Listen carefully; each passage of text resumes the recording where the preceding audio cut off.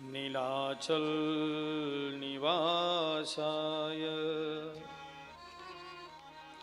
नित्याय परमात्मने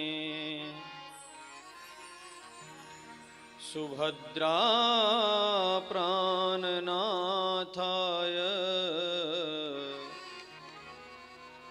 जगन्नाथाय मंगलम्।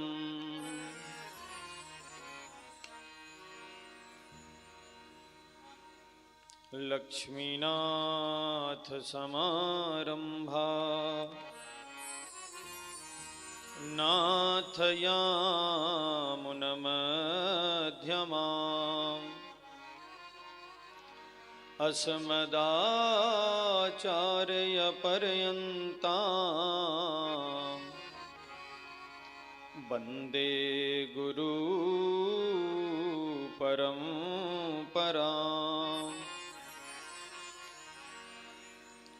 यो नित्यम् अच्युतपदाम्बुजयुग्मरुक्मव्यामोहतस्तदितराणि तृणाय मेने अस्मद्गुरोर्भगवतो अस्य दयैकसिन्धो रामानुजस्य चरणो शरणं प्रपद्ये। नारायणं नमस्कृत्यं नरं चैव नरोत्तमं देवीं सरस्वतीं व्यासं ततो जयमुदीरये।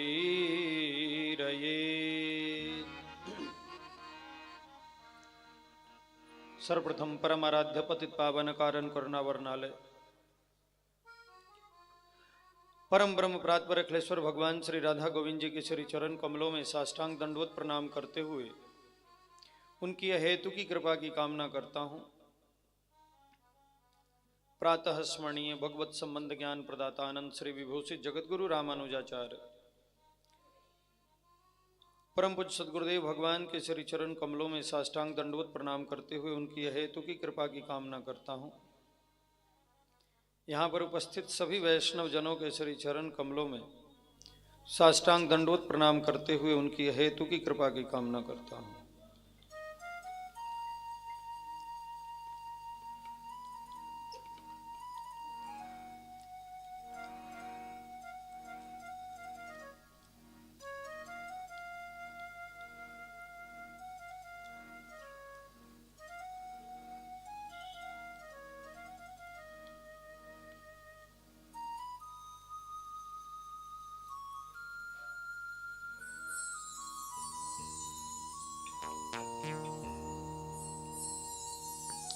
जय श्री राधे।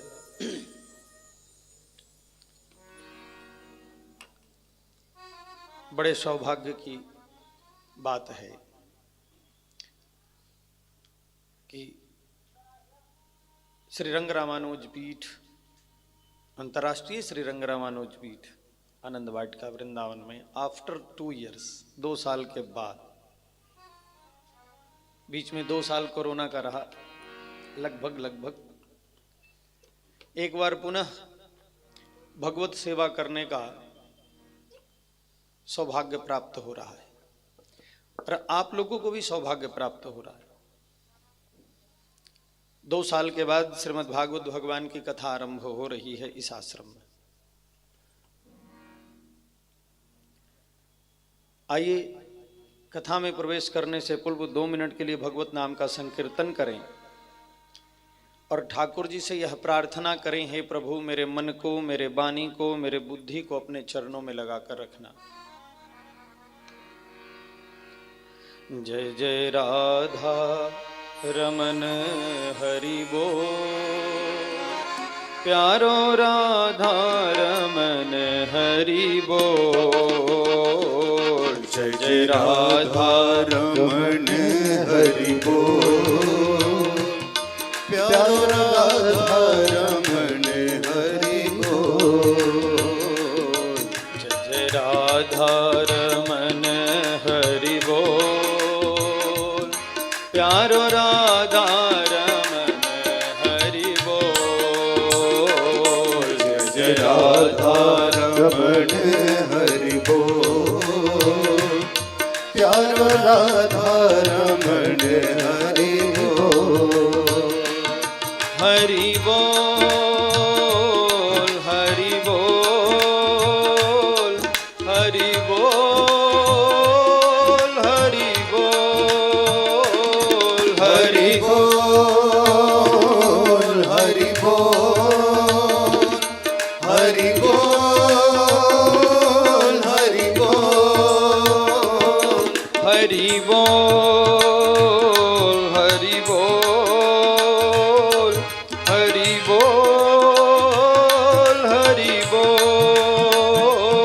हरि बोल हरि बोल हरि बोल हरि बोल। जय जय राधा रमन हरि बोल। प्यारो राधा रमन हरि बोल। जय जय राधा रमण हरि बोल। प्यारो राधा रमण हरि बोल। बलि जाऊं सदा इन नैनन की, बलिहारी छटा पे मैं होता रहूं। बलिहारी छटा पे मैं होता रहूं। कभी भूलूं न नाथ तुम्हारा प्रभु, चाहे जागृत स्वप्न में सोता रहूं। चाहे जागृत स्वप्न में सोता रहूं। हरे कृष्ण ही कृष्ण पुकारा करूं, मुख आंसुओं से नित धोता रहूं। मुख आंसुओं से नित धोता रहूं। ब्रिजराज तुम्हारे वियोग में मैं बस यूं ही निरंतर रोता रहूं। बस यूं ही निरंतर रोता रहूं। बस यूं ही निरंतर रोता रहूं। बस यूं ही निरंतर रोता रहूं। जय जय राधा रमन हरि बोल। प्यारो राधा रमन हरि बोल। जय जय राधा रमण हरि बोल। प्यारो राधा रमण हरि बोल।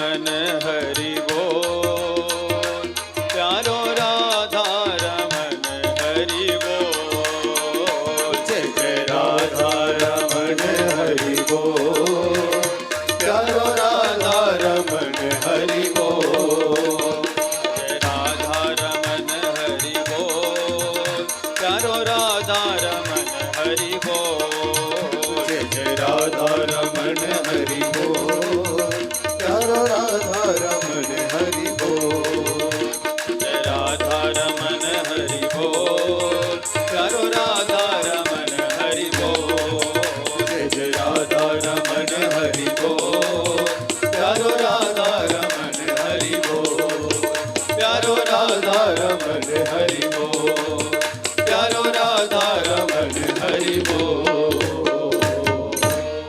वृंदावन बिहारी लाल की जय हो, वरदराज भगवान की जय हो, वेंकटेश भगवान की जय हो, नरसिंह भगवान की जय हो, गिरिराज महाराज की जय हो, राघवेंद्र सरकार की जय हो, गोपेश्वर महादेव की जय हो, गौ माता की जय हो, जमुना महारानी की जय हो, भागवत भगवान की जय हो। जय जय श्री राधे श्याम।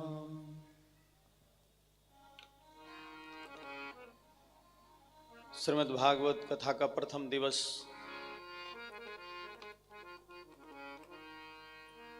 आज कुछ विलंब से भी शुरू हुआ कथा, और जैसे मैं पहले ही कह रहा था, बड़े सौभाग्य की बात है कि वृंदावन में श्रीमद् भागवत कथा श्रवण करने का सौभाग्य हमें प्राप्त हो रहा है। ये बड़ी बात है, बहुत ही बड़ी बात है।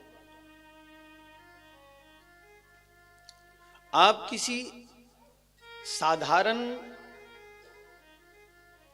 पृथ्वी पर नहीं बैठे हैं, आप इसे पृथ्वी मत कहिए। कई बार हम वृंदावन में आते हैं, भागवत जी में प्रवेश करने से पहले जहां हम बैठे हैं उसके बारे में कुछ जान ले महाराज। कई बार जब हम यहां आते हैं तो हमें कई बार सुविधाओं की लालसा रहती है, और मिलनी भी चाहिए। अगर लालसा है तो ठीक है, ठाकुर जी करेंगे कृपा। कई बार हम धूल को देखते हैं, अरे बड़ा धूल है, बड़ी अजीब विडंबना है भाई, इतनी धूल ऐसे कैसे चलेगा। हमें तो आदत नहीं है धूल की, लेकिन वास्तविकता यही है कि यहां की अगर कुछ बहुमूल्य चीज है वृंदावन की, तो जो अभी बची हुई स्थिति में है वो धूल ही है,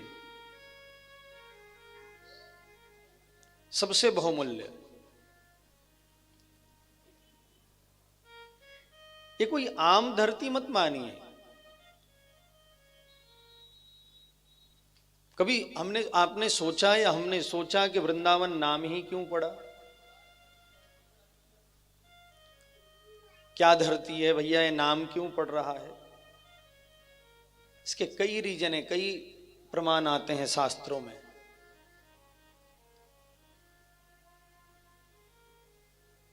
अगर ब्रह्म वैवर्त पुराण को देखेंगे तो सतयुग की एक घटना है। एक राजा हुए जिनका नाम है केदार, और उनकी एक कन्या है वृंदा। ये भगवती लक्ष्मी की अंशा अवतार है। महर्षि दुर्वासा से इन्होंने मंत्र प्राप्त किया। 60,000 वर्षों तक, 60,000 ईयर्स तक यहां पर तप किया इस निर्जन वन में, और उस तप के प्रभाव से ये भगवान के साथ गोलोक को प्राप्त हो गई। वहां राधा रानी के समान जगह बैठने का, राधा रानी के बिल्कुल बगल में बैठने का स्थान प्राप्त हो गया। उनके समान श्रेष्ठ गोपी बनी, और जहां वह तप किया वही ये स्थान है, ये वृंदावन, इसलिए इसका नाम पड़ा वृंदावन। दूसरा प्रमाण आता है, दूसरा कारण आता है, एक राजा कुशध्वज हुए, इनकी एक कन्या हुई जिनका नाम है वेदवती, और धर्मध्वज नाम की राजा जो हुए उनकी कन्या का नाम है वृंदा। और महाराज दोनों ही बहुत विद्वान, विदुषी, शास्त्रों में निपुण। तो वेदवती ने तप किया और भगवान नारायण को प्राप्त कर लिया। आगे चलकर वह जगत जननी मां सीता के रूप में आई। अब ये जो वृंदा है, इनकी इच्छा भी भगवान की भगवान को प्राप्त करने की थी, लेकिन इन्होंने भगवान कृष्ण के अंश से ही उत्पन्न जो शंखचूड़ हुआ उसको प्राप्त किया। और महाराज भगवान बाद में आप जानते ही हैं कि वही तुलसी के रूप में हुई हैं, और बाद में भगवान शालिग्राम से इनका विवाह हुआ। और तीसरा कारण है यहाँ की अधिष्ठात्री वृंदा देवी ही हैं। अब कहेंगे महाराज यहाँ तो किशोरी जी हैं। ब्रज भक्ति विलास में जीव गोस्वामी जी कहते हैं कि वनम वृंदावनम नामा श्रीमद् भागवत जी में भी इसका वर्णन है, वनम वृंदावनम नामम पशव्यम नमकाननम। और जीव गोस्वामी कह रहे हैं अपनी टीका में, ब्रज भक्ति विलास में, वृंदा देवी समेताय गोविंदाय नमो नमः, लोक कल्मष नाशाय परमात्मा स्वरूपिनो। अगर यहां देखेंगे तो जीव गोस्वामी वृंदा कहते हैं समूह को। वृंदा का एक अर्थ होता है समूह। अब जीव गोस्वामी जी ने लिखा वृंदा अवतीति, जो समूहों का पोषण करती है। समूह से तात्पर्य है किसका समूह? तो कहा गायों का समूह, गोपों का समूह, लताओं वृक्षों का समूह। वनम वृंदावनम नामम, वनम वृंदावनम नाम पशव्यम नवकाननम। श्रीमद् भागवत भगवान भी इस बात को प्रतिपादित करते हैं कि जो वृंदावन है वो पशव्यम नवकाननम, गोप गोपी गवाम सेव्यम। तो गोपों का समूह, गायों का समूह, लताओं का, वृक्षों का समूह, इसलिए नाम पड़ा वृंदा, श्री राधे। और चौथा कारण है इसका, राधा षोडश नामना च वृंदानाम श्रुतो श्रुतम् तस्याह क्रीडावनं रम्यं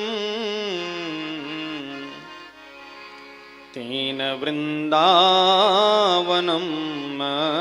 स्मृतम्।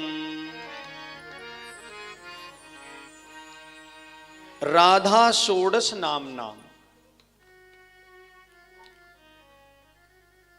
राधा रानी के 1000 नामों में से षोडश जो नाम हैं वो सर्वश्रेष्ठ माने गए। और उन षोडश नामों में से एक नाम है वृंदा।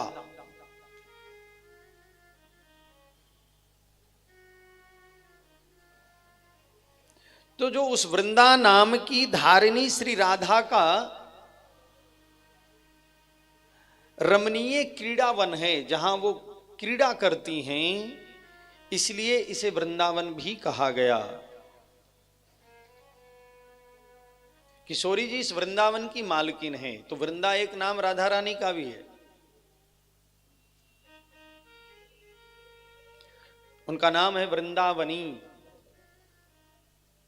षोडश नामों में। और मत्स्य पुराण तो कहता है राधा वृंदावने वने। महाराज राधा ही वृंदावन है और वृंदावन ही राधा है। श्री राधे।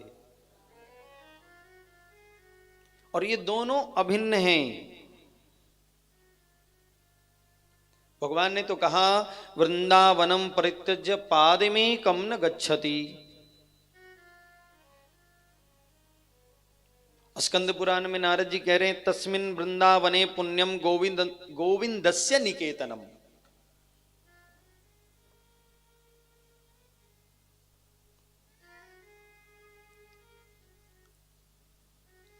वृंदावने च गोविंदम ये पश्यन्ति वसुंधरे न ते यम पुरम यान्ति यान्ति पुण्य कृता गतिम।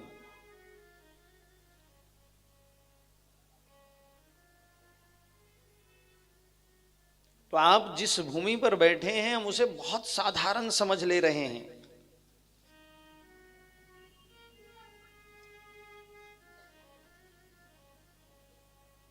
परम रसिक संत हुए व्यास जी महाराज, उन्होंने अपने पद में कहा, वृंदावन की शोभा देखत मेरे नैन सिरात,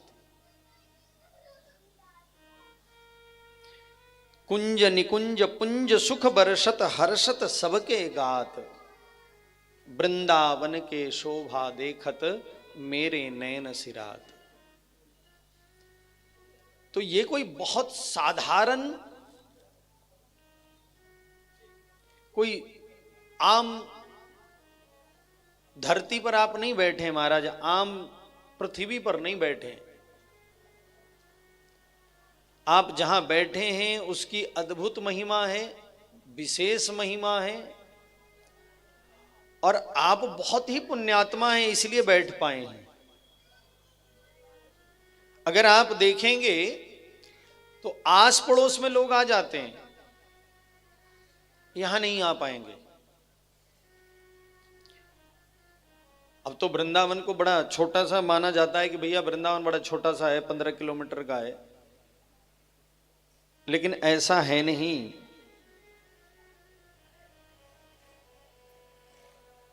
ये भगवान का घर है, ये ध्यान रखिएगा, निज धाम है, घर है, ये बड़ी ध्यान रखने वाली बात है।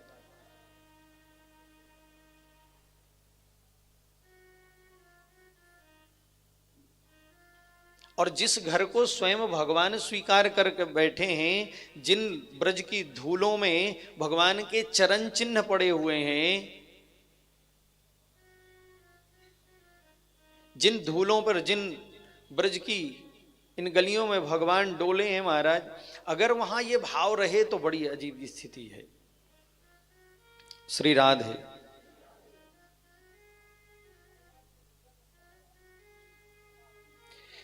वृंदावन को भेजा गया है। श्री राधे।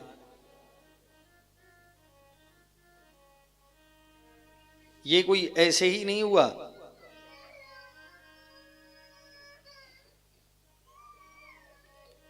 जब ब्रह्मा जी ने भगवान से प्रार्थना की यहां आने की, तो भगवान ने किशोरी जी से कहा कि आपके बगैर तो लीला संभव नहीं है, तो आपके बगैर तो मैं जा नहीं सकता, तो आप भी हमारे साथ चलिए। तो किशोरी जी ने कहा हम नहीं जाने वाले। तो भगवान ने कहा देवी अगर आप नहीं चलेंगी तो आपके बगैर तो मैं कुछ कर ही नहीं पाऊंगा, और मुझे जाने के लिए बताया जा रहा है कि जाइए, तो क्या करूं, कैसे करूं? किशोरी जी ने कहा मैं वहां नहीं जाती, यत्र वृंदावनम नास्ति यत्र नो यमुना नदी यत्र गोवर्धनो नास्ति तत्र में न मनः सुखम। जहां पर वृंदावन ना हो, जहां पर यमुना जी ना हो, जहां पर गोवर्धन ना हो, वहां मैं तो बिल्कुल ही नहीं जाती, क्योंकि वहां मेरे मन को सुख प्राप्त होगा ही नहीं। जहां वृंदावन ना हो, यमुना ना हो, गोवर्धन ना हो, तो मैं वहां जाकर करूंगी क्या? तो भगवान ने कहा देवी आप चिंता ना करें, वेद नाग क्रोश भूमिम स्वधाम्नः श्री हरि स्वयं गोवर्धनम च यमुना प्रेषयामाश भूपरी। तो भगवान ने अपने नित्य धाम से 84 कोस ब्रज भूमि, गोवर्धन पर्वत, यमुना महारानी को इस धरा धाम पर भेजा। और बृहद गौतमीय तंत्र को अगर आप देखेंगे तो वृंदावन को 20 कोस का बताया गया है। 20 कोस का वृंदावन है। और भगवान ने वहां कहा देह रूपकम, ये जो वृंदावन है ये मेरा शरीर है, ये मेरा निज शरीर है। श्री राधे।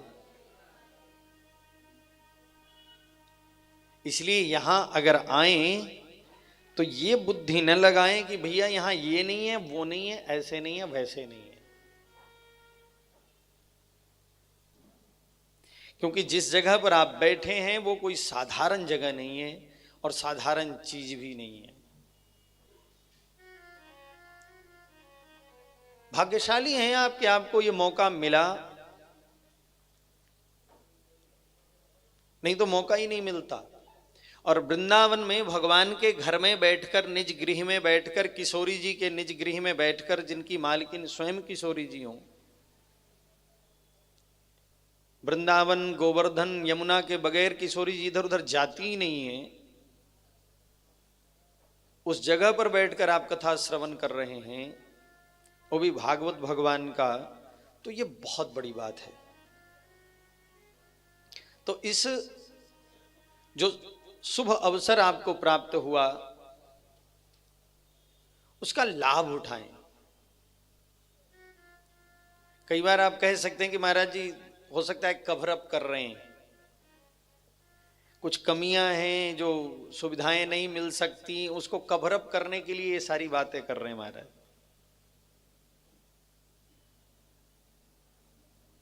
देखिए, आज तक आपने देखा होगा कभी किसी को, ठाकुर जी किसी राजा को मिले क्या, किसी बड़े राजा को मिले क्या, जब तक कि राजा रंक न बना। राजा भी है तो रंक के अनुसार, महाराज अम्बरीश चक्रवर्ती सम्राट हैं लेकिन रंक हैं, मतलब ही कोई नहीं, क्या है क्या नहीं है, कोई लेना देना नहीं है। जब तक समर्पण नहीं होगा तब तक भगवत प्राप्ति भी संभव नहीं है। श्री राधे।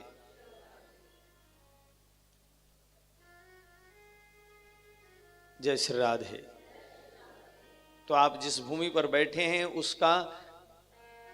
उसके रस का आस्वादन कीजिए, उस रस को पीजिए, महसूस करिए, उसके तरंगों को महसूस करिए, उसके वेव्स को महसूस करिए। और ये महसूस तभी होगा जब पूर्ण समर्पण होगा ठाकुर जी के चरणों में, पूर्ण समर्पित होकर के जब वृंदावन को सेवे, ऐसा भाव जब विकसित होगा कि हाँ सेवन करें, वृंदावन में आए हैं तो ठाकुर जी की कृपा प्राप्त हो, और जैसे भी हो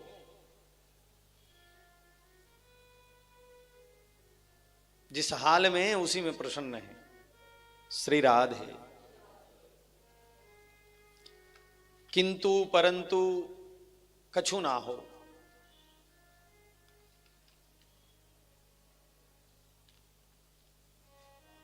तो श्रीमद्भागवत सप्ताह ज्ञान महायज्ञ का प्रथम दिवस, और महाराज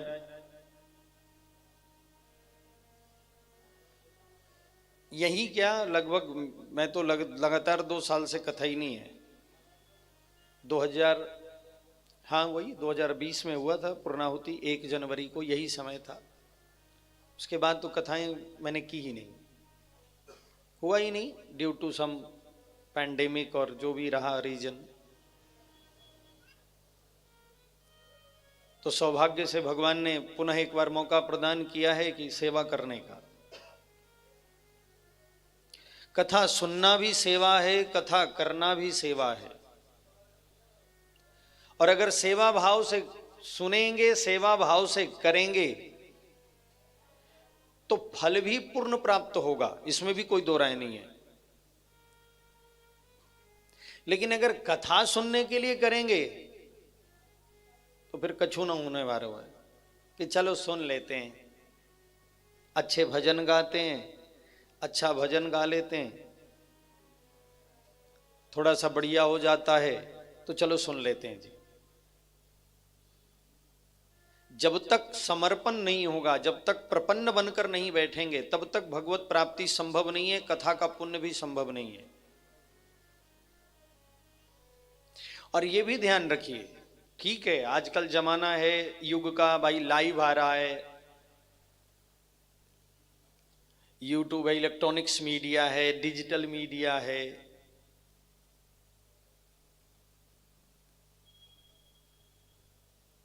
आजकल बहुत सारे हैं, फेसबुक यूट्यूब सब चल रहे हैं महाराज। लाइव भी आ रहा है। कई बार तो लोग कहते हैं ठंड बहुत है महाराज, असी लाइव ही सुन लेंगे। ध्यान रखिए, लाइव सुनने से ज्ञानार्जन हो सकता है, भगवत कथा का जो पुण्य है वह प्राप्त नहीं होता। हाँ, इसमें मेरा नुकसान हो सकता है, कभी मैं कहूं कि जजमान बनना है तो लाइव सुन लो और 10-20 हजार रुपया दे जाओ, तो उसमें मेरा नुकसान हो सकता है। कहोगे महाराज कभी आपने कथा में कह दिया था कि लाइव सुनने से कोई पुण्य तो मिलता नहीं, और आप 11,000 20,000 50,000 मांग भी रहे हो कि भाई जजमान बन जाओ और लाइव है सुन ले। ऐसा अगर लाइव सुनने से सब कुछ हो जाता ना महाराज, तो रसोई बनाकर पत्नी लाइव दिखा दे कि बढ़िया पनीर की सब्जी बनाए, पेट भर गया। ब्रह्म विद्या साक्षात प्राप्त करने की चीज है, सीधे अगर उनके अनुगत्य में बैठ करके अगर आप प्राप्त करेंगे तब तो प्राप्त होगा, अन्यथा ज्ञानार्जन हो सकता है, ज्ञान में बढ़ोतरी हो सकती है। सुनने के बाद भगवान में कृपा हो जाए, थोड़ी बहुत कोई चीज क्लिक कर जाए तो सेवा का भाव जागृत हो सकता है लगातार सुनते सुनते। लेकिन ब्रह्म विद्या साक्षात भगवान के अनुगत्य में बैठ करके ही सुना जाता है, तभी ग्रहण किया जाता है। ज्ञानार्जन के लिए ठीक है। श्री राधे, जय श्री राधे। तो श्रीमद् भागवत भगवान जी में प्रवेश करने से पूर्व श्रीमद् भागवत भगवान के महात्म का वर्णन आया है, और यह 2 पुराणों में वर्णित महात्म है, स्कंद पुराण और पद्म पुराण। और जो श्रीमद् भागवत कथा के अंतर्गत शुरुआत में जो महात्म की कथा आई है वह पद्म पुराण वर्णित कथा है।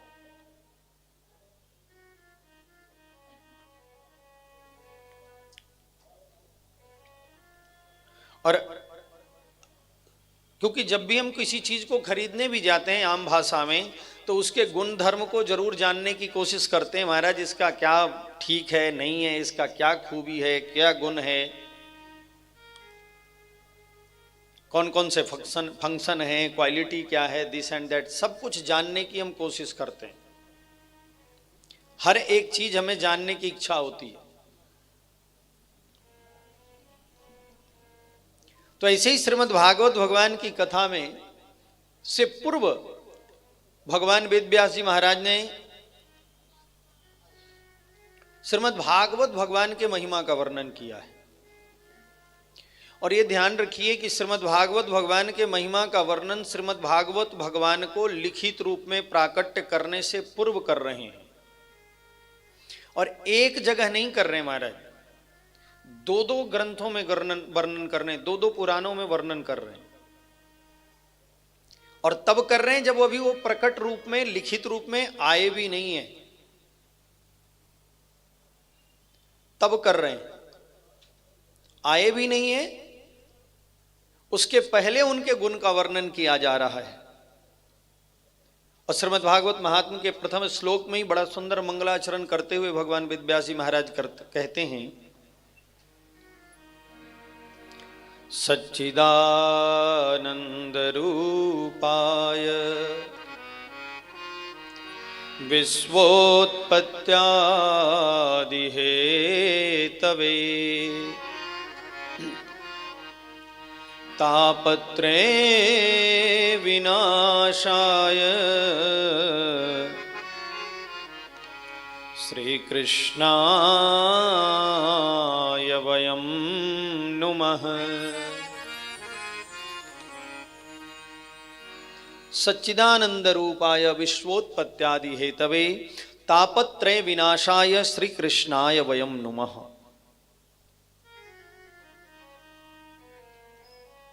जिनका स्वरूप सच्चिदानंद है, जिनकी कृपा से इस जगत की उत्पत्ति, पालन और जिनके क्रोध के द्वारा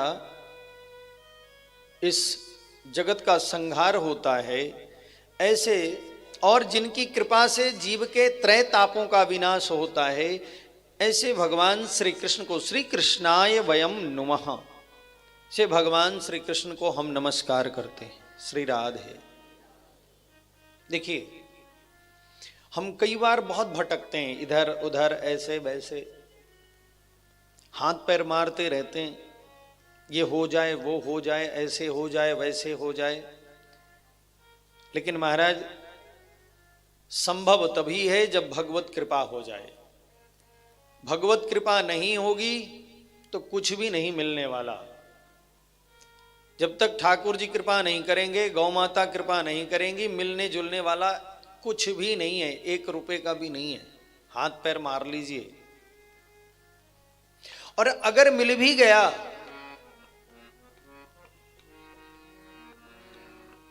तो बहुत थोड़ा मिलेगा और विनाश हो जाने वाला मिलेगा, अस्थाई नहीं मिल सकता। अगर अस्थाई की प्राप्ति करनी है तो भगवत शरणागति होनी ही पड़ेगी, करना ही पड़ेगा महाराज। इसलिए प्रथम श्लोक में कहा श्री कृष्णाय वयम नुमः। दूसरे श्लोक में यम प्रवजन्तमनुपेतमपेतकृत्यम् द्वैपायनो विरह कातरया जुहाव पुत्रेति तन्मयतया तरवोऽभिनेदुः तं सर्वभूतहृदयं मुनिमानतोऽस्मि।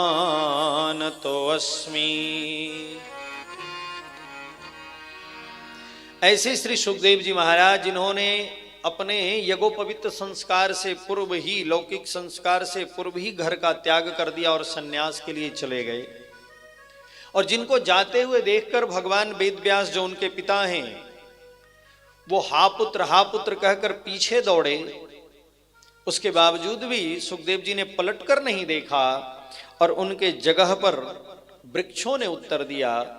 ऐसे श्री सुखदेव जी महाराज को हम नमस्कार करते हैं। श्री राधे। नैमिषारण्य का क्षेत्र है महाराज, और वहां पर सूत जी महाराज विराजमान हैं।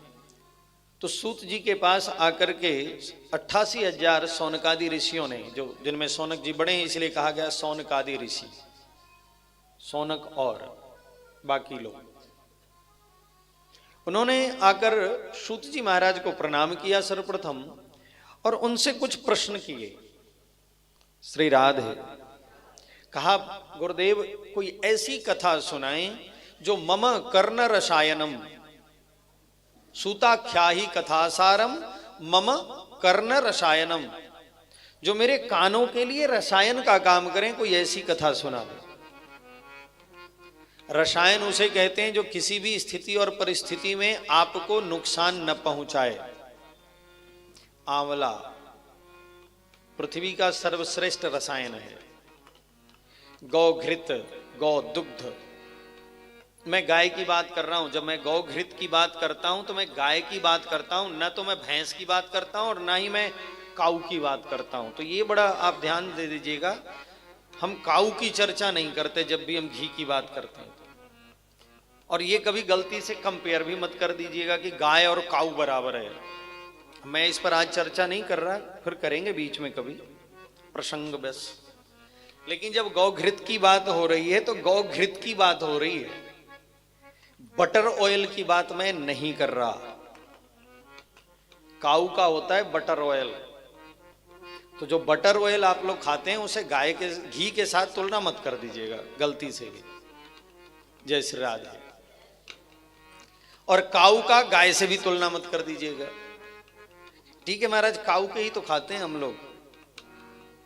और गाय का देसी घी भी मत से तुलना मत कर दीजिएगा महाराज, हम देसी गाय का देसी घी कह रहे हैं।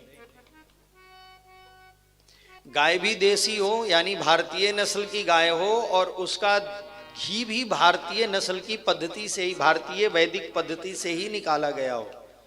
उसका तो नाम है घी। अब बाकी जो कुछ आप खा रहे हैं उसका नाम है बटर ऑयल।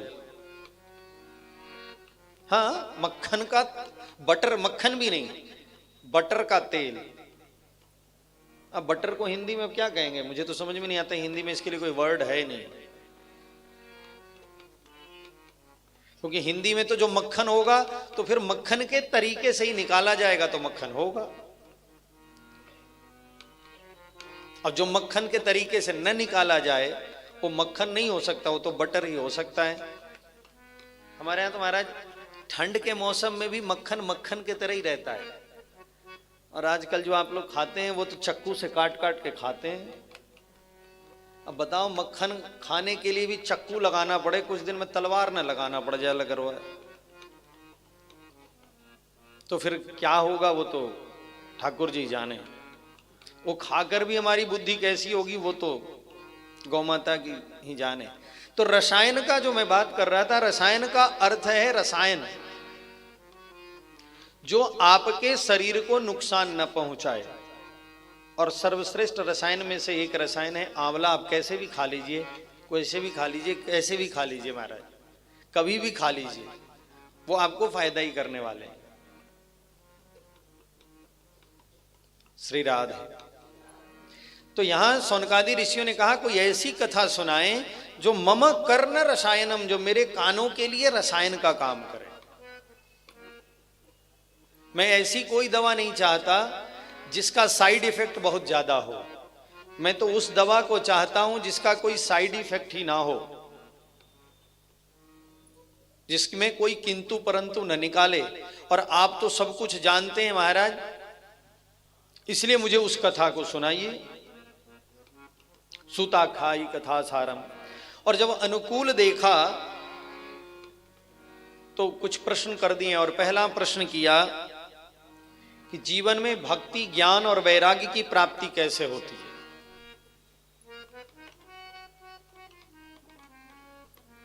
और ये जो वैष्णव जन हैं ये अपने आप को माया मोह से दूर कैसे रखते हैं। कलयुग में जीव आसुरी स्वभाव का हो गया है, और आसुरी स्वभाव के होने के कारण अनेक प्रकार के पापों को करता है, और उन पाप कर्म के दंड स्वरूप तरह तरह के कष्ट को भोगता है। तो ऐसा कौन सा श्रेष्ठ उपाय है जिससे उनके इन कलेशों को छुटकारा दिलाया जा सके। भक्ति ज्ञान विरागप्तो विवेको वर्धते महान् माया मोह निरासस्य वैष्णवे क्रियते कथम। कहा महाराज हमें कोई ऐसे साधन का उपदेश करें जो कल्याणकारी साधनों में श्रेष्ठ हो और अपवित्र को भी पवित्र करने की क्षमता रखता हो, ऐसे साधन का भी उपदेश करें। और महाराज गुरुदेव कोई ऐसे साधन का उपदेश करें जिससे कृष्ण प्राप्ति हो जाए, जिनसे हमें कृष्ण मिल जाए, ये भी दे दीजिए। ये 4 5 6 प्रश्न किए गए महाराज। और जब सूत जी महाराज ने देखा, उसके बाद जब सौनकादि ऋषियों ने देखा कि सूत जी महाराज बिल्कुल ही अनुकूल हैं और बड़े ध्यान से सुन रहे हैं, तो उसके बाद गुरु तत्व के बखान किया है कि गुरुदेव अगर देवता प्रसन्न हो जाए तो स्वर्ग मिल सकता है, लेकिन अगर गुरुदेव की कृपा हो जाए, वैष्णव जनों की कृपा हो जाए, तो महाराज जीव को वैकुंठ प्राप्त हो जाता है। और बगैर गुरु के भगवत प्राप्ति भी संभव नहीं है महाराज। ये कहा नहीं जाता, सचमुच है। गोस्वामी जी लिख रहे हैं, बिन गुरु भवनिधि तरई न कोई, जो विरंचि शंकर सम। चाहे वह ब्रह्मा हो, भगवान शिव हो, कोई भी हो, उनके समान होने के बावजूद भी बगैर गुरु के जीव का कल्याण संभव नहीं है, भगवत प्राप्ति संभव नहीं है। लेकिन अब सवाल तो ये पैदा होता है कि गुरु कौन, इस पर चर्चा किसी बीच में एक दिन करेंगे, और आएगा बीच में प्रसंग तब करेंगे। श्री राधे। तो कहा अगर गुरुदेव प्रसन्न हो जाएं तो जो योगियों के लिए दुर्लभ वैकुंठ है, उस वैकुंठ गोलोक धाम साकेत की प्राप्ति करवा देते हैं। सूत जी को बड़ा अच्छा लगा कि कोई आया है, कथा श्रवण करने आया है। तो कहा मैं जानता हूं आप लोग कथा सुनने में बड़े निपुण हैं, इसलिए आप इस प्रकार की अज्ञान भरी बातें कर रहे हैं। देखिए, कथा तभी शुरू होगा जब आप कुछ भगवत प्राप्ति की इच्छा से प्रश्न करेंगे, कुछ जिज्ञासा होगी। और मैं देखता हूं आजकल लोगों में जिज्ञासा खत्म होती जा रही है। उनकी जिज्ञासा ही कुछ नहीं होती पूछने की। और जब जिज्ञासा ही नहीं होगी तो कोई जबरदस्ती तो रोक कर बिठाएगा नहीं, आके आओ आओ बैठो मैं कथा सुनाता हूं। भाई वो जिज्ञासा होगी, अगर जान इच्छा होगी तो मन में प्रश्न उठेंगे, ये कैसे, क्यों, कहां। और जब प्रश्न उठेंगे तो उसका आपको जवाब भी प्रॉपर मिलेगा, क्योंकि आपके मन में ये जिज्ञासा है, प्रश्न है, तो आप उसे आसानी से सुनेंगे भी। ऐसा नहीं है कि नहीं सुनेंगे, आप बड़े प्यार से ध्यान से सुनेंगे, आपको सुनने की इच्छा होगी, क्योंकि आपके मन में वो उत्कंठा है, वो जिज्ञासा है कि ये कैसे हो रहा है, क्यों हो रहा है, ऐसा क्यों है, वैसा क्यों है। तो जब तक वो सोल्व न हो जाए तब तक आप उसे ध्यान से सुनने की कोशिश करेंगे। और अगर जिज्ञासा नहीं होगी तो फिर तो फिल इन द ब्लैंक्स है, खाली जगह को भरो, फिर आप सुनेंगे नहीं, जगह को भरे रहेंगे। तो यहां, और ये सौनकादि ऋषि सब विद्वान हैं महाराज, उच्च कोटि के। सूत जी कहते हैं मैं जानता हूं कि आप सब सिर्फ कथा का रस लेना है, कथा सुनना है, इसलिए इस प्रकार की बातें कर रहे हैं। लेकिन आपने जो प्रश्न किया है वो जगत कल्याण का प्रश्न है, इसलिए मैं इन प्रश्नों का उत्तर भी दूंगा। लेकिन जो मैं आपको सुनाने जा रहा हूं महाराज, इसे बड़ी ध्यान से सुनिएगा, क्योंकि मैं संपूर्ण सिद्धांत जितने भी शास्त्र हैं उन सब का निचोड़ सुनाने जा रहा हूं आपको। और ये ऐसा है जो जन्म मरण रूपी जो भय है उसको नष्ट कर देता है। और जो आप प्रश्न कर रहे हैं उस कि भगवान कृष्ण प्राप्त हो जाएं, तो भगवान श्री कृष्ण को सबसे अधिक प्रसन्नता उसी साधन से होती है, और किसी दूसरे साधन से उतनी प्रसन्नता नहीं होती जितनी उस साधन से होती है। श्री राधे। क्योंकि उस साधन के द्वारा भक्ति की वृद्धि होती है, और जब भक्ति की वृद्धि होगी तो भगवान भक्ति के बंधन में हैं। प्रबल प्रेम के पाले पड़कर प्रभु को नियम बदलते देखा।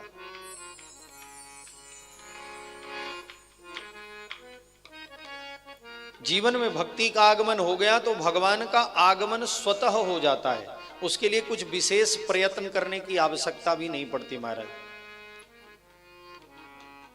लेकिन दिक्कत तो यही है कि भक्ति का आगमन कैसे हो। श्री राधे।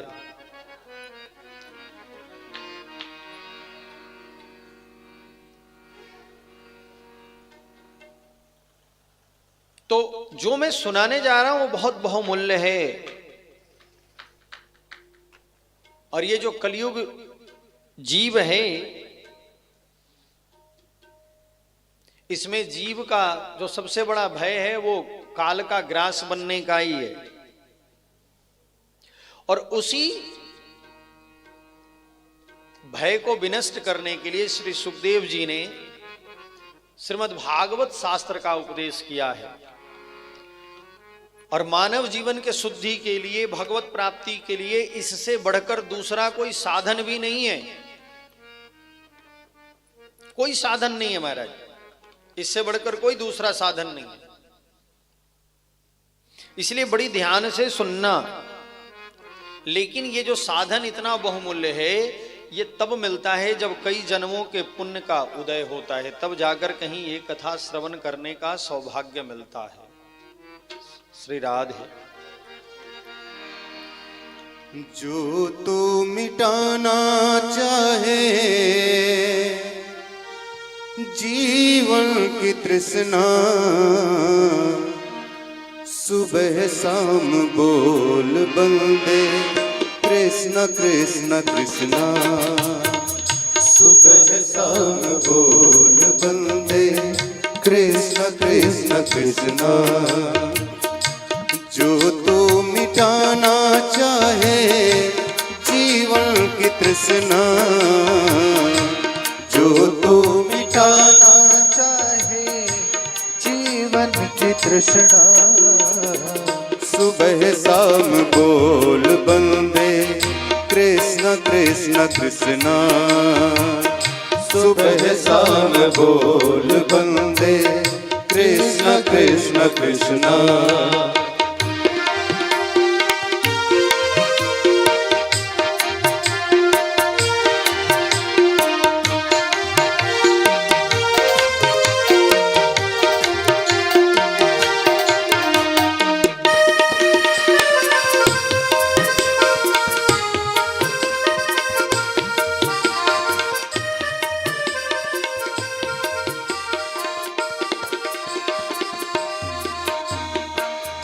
कृष्ण नाम पावन पावन, कृष्ण नाम प्यारा प्यारा। कृष्ण नाम पावन पावन, कृष्ण नाम प्यारा प्यारा। जो न बोल कृष्णा कृष्णा, जग से वो हारा हारा। जो न बोल कृष्णा कृष्णा, जग से वो हारा हारा। मन का मिटे अंधियारा, मन का मिटे अंधियारा, बोल कृष्ण कृष्णा। सुबह शाम बोल बंदे कृष्ण कृष्ण कृष्णा। सुबह शाम बोल बंदे कृष्ण कृष्ण कृष्णा।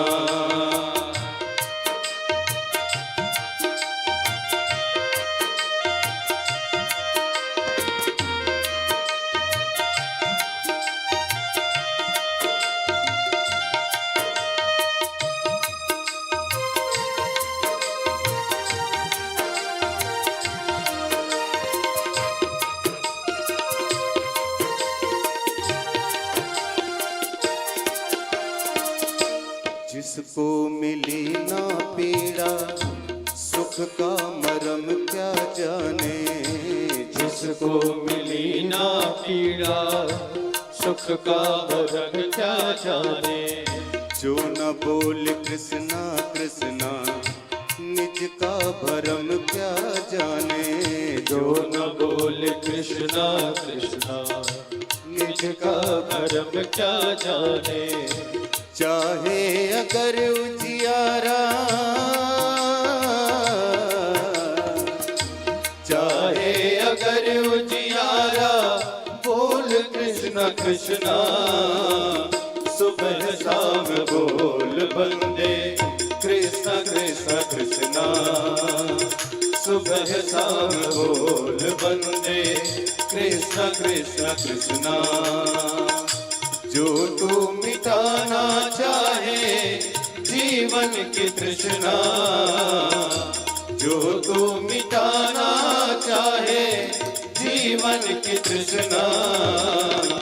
सुबह शाम बोल बंदे कृष्ण कृष्ण कृष्णा। सुबह शाम बोल बंदे कृष्ण कृष्ण कृष्णा। श्री राधे। महाराज सूत जी कह रहे हैं कि जो मैं सुनाने जा रहा हूं वो बहुत बहुमूल्य है। जन्मांतरे भवेत पुण्यम तदा भागवतम लभेत। जब कई जन्मों का पुण्य उदय होता है तब जाकर कहीं श्रीमद् भागवत कथा श्रवण करने का सौभाग्य मिलता है हमारे।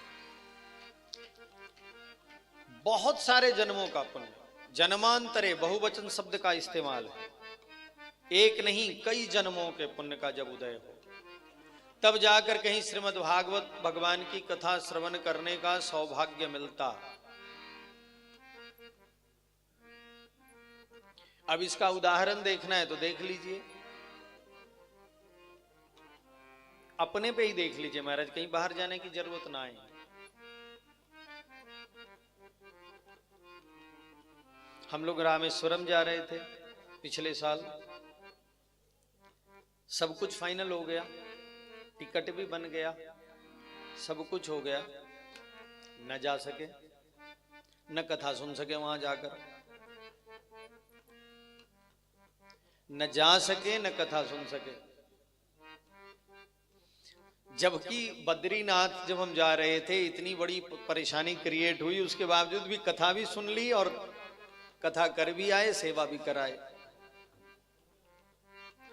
उस परेशानी में कथा श्रवण हो गया। 2013 में जो त्रासदी थी जिसमें हम फंसे थे, लेकिन अभी कुछ बिल्कुल नॉर्मल था, कुछ भी नहीं था, लेकिन नहीं हो सका। और फिर 2 साल गैप पड़ा और फिर जाकर अब मौका मिल रहा है। तो भाई कुछ कम रह गया होगा पैसा पॉकेट में, आम भाषा में समझिए तो। फिर जब पैसा उसमें कुछ भरा, अब कहेंगे जी ये तो वैश्विक पैंडेमिक है, वैश्विक त्रासदी है, ये सब कहने को होता है महाराज, कुछ तो रीजन बनेगा ना। ऐसी सोकर उठे और सब कुछ हो जाए, रीजन कुछ तो बनेगा, कुछ तो बनेगा ही। ऐसा तो है नहीं कि बिना रीजन के कुछ होगा। लेकिन उस त्रासदी में जब सब बद्रीनाथ से वापस आ गए, जब हमारी गाड़ी ऊपर चढ़ रही थी तो कई लोग लौट रहे थे, कई संत लौट रहे थे, कह रहे कहां जा रहे हो महाराज, वापस लौटो। हमने कहा हम तो आगे ही चलेंगे जी, अब जो होगा देखा जाएगा। वहां सुनाए उसी बद्री क्षेत्र में हम लोग तो, क्योंकि बिल्कुल विष्णु प्रयाग से भी आगे थे, जोशीमठ से भी आगे, विष्णु प्रयाग से भी आगे, यानी हम बद्री क्षेत्र में थे जहां भगवान 6 महीने के लिए आकर विश्राम करते हैं, उससे भी 12-14 किलोमीटर आगे। तो बद्री क्षेत्र में हम कथा सुनाए उस त्रासदी में, जब बिल्कुल कुछ नहीं, कोई संभव ही नहीं था महाराज, खाने को नसीब नहीं था लोगों को, तब जाकर सुनाए। और जो बन पड़ा, ऐसी सेवा ठाकुर जी ना दें कभी, क्योंकि इस त्रासदी में सेवा करना कोई बहुत बड़ी बात नहीं है। लेकिन हाँ, उस समय हम वहां थे तो हम जो सेवा बन पड़ा हमने किया, और उस समय किया जब जरूरत थी, जब कोई नहीं था, सरकार भी नहीं थी।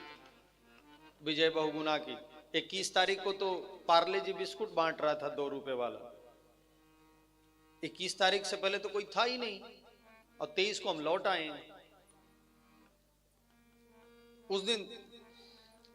उस दिन आईटीबीपी के पास दिखा 2 रुपए वाला पार्ले जी बिस्किट बांटता हुआ सरकार का कोई नुमाइंदा। उसके पहले तो कोई नहीं था, उसके पहले तो हम ही थे, जो गोविंद घाट से रेस्क्यू हो रहा था वहां पर।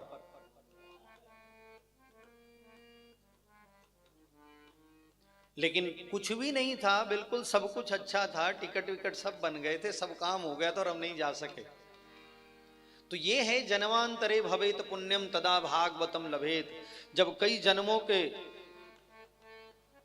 पुण्य का उदय होता है तब जाकर कहीं श्रीमद् भागवत कथा श्रवण करने का सौभाग्य मिलता है महाराज, ऐसे नहीं मिलता। कई जन्मों के जब पुण्य का उदय हो, और कई जन्मों मतलब कई जन्मों, ये न समझ लीजिए कि 1 2 3 4 जन्म का। और आजकल तो महाराज तरह तरह के विचित्र विचित्र प्राणी पैदा हो गए हैं, जो कहते हैं जी आप जितनी बार भी जन्म लोगे ना इंसान ही बनोगे। कुछ ऐसे भी विचित्र प्राणी का पैदाइश हो गया है अभी आजकल। आप उनके से पूछिए तो उनकी थ्योरी है, कोई टेंशन नहीं है, बस अब आप मनुष्य बन गए, मनुष्य ही बनते रहेंगे। फिर तो जनसंख्या बढ़नी नहीं चाहिए। उन मूर्खों से कभी कोई पूछे कि अरे मूर्ख जीव, ये बताओ जब मनुष्य मनुष्य ही बनेगा तो जनसंख्या क्यों बढ़ रहा है? भाई जितने मरे उतने मनुष्य बन गए।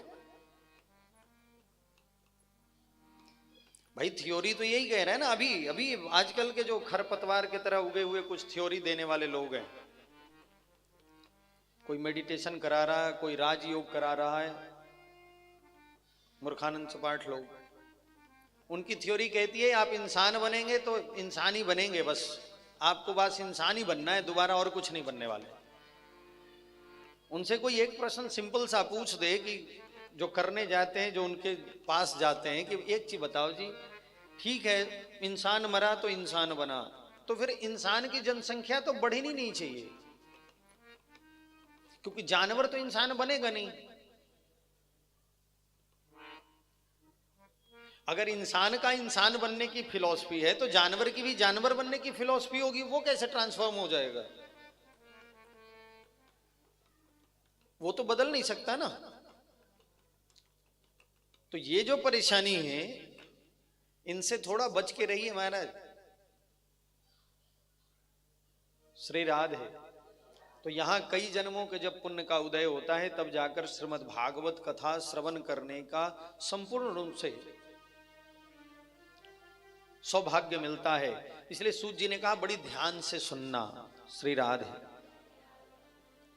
कहा जब मेरे गुरुदेव कथा सुना रहे थे, उस समय कथा के बीच में ही महाराज देवताओं का आगमन हुआ। जब परीक्षित को कथा सुनाया जा रहा था और देवताओं ने आकर के ऑफर किया कि आप, सुखदेव जी को कहा महाराज आप परीक्षित को अमृत पिला दीजिए, अमर हो जाएगा, मरेगा ही नहीं, और बदले में कथा हमें प्राप्त करवा दीजिए, यानी हमें सुना दीजिए। अब वहां पर ये जो देवताओं का आगमन हुआ है, बड़ी ध्यान दीजिएगा महाराज इस बात पे, वो देवता यहां कथा सुनने नहीं, कथा खरीदने आए हैं।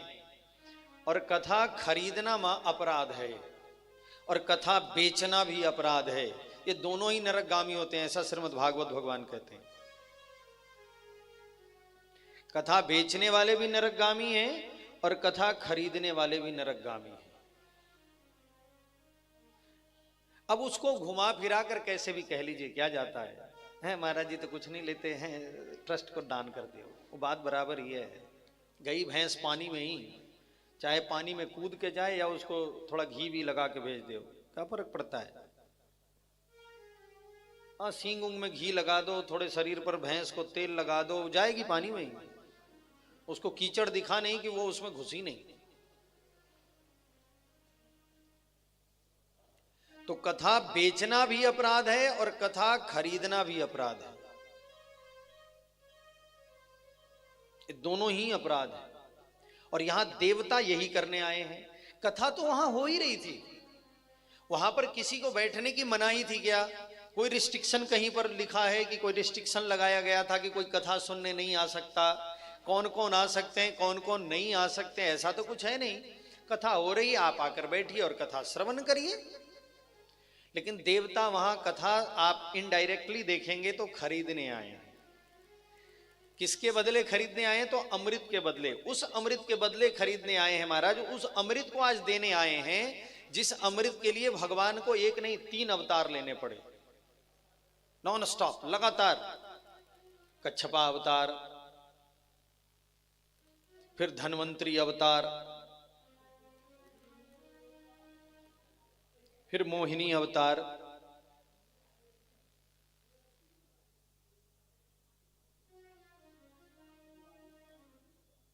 ये अवतार 3 अवतार। उसके लिए देवासुर संग्राम हो गया जिस कारण से आज वो अमृत बड़ी आसानी से, अब आप समझिए इस कथा का मूल्य, कथा की कीमत, कथा की वैल्यू। मैं कीमत और मूल्य जब कहता हूं तो एक आम लैंग्वेज के लिए इस्तेमाल कर रहा हूं। कथा की कोई मूल्य और कीमत नहीं होता, मैं एक नॉर्मल भाषा में इसको इस्तेमाल कर रहा हूं, तो इसको अन्यथा मत लेना कि आप भी तो कह रहे थे कीमत। मैं वो पैसे वाली कीमत नहीं कर रहा हूं, मैं दूसरी बात कर रहा हूं। तो वो जो बहुमूल्य है कथा, आप इस बात से समझिए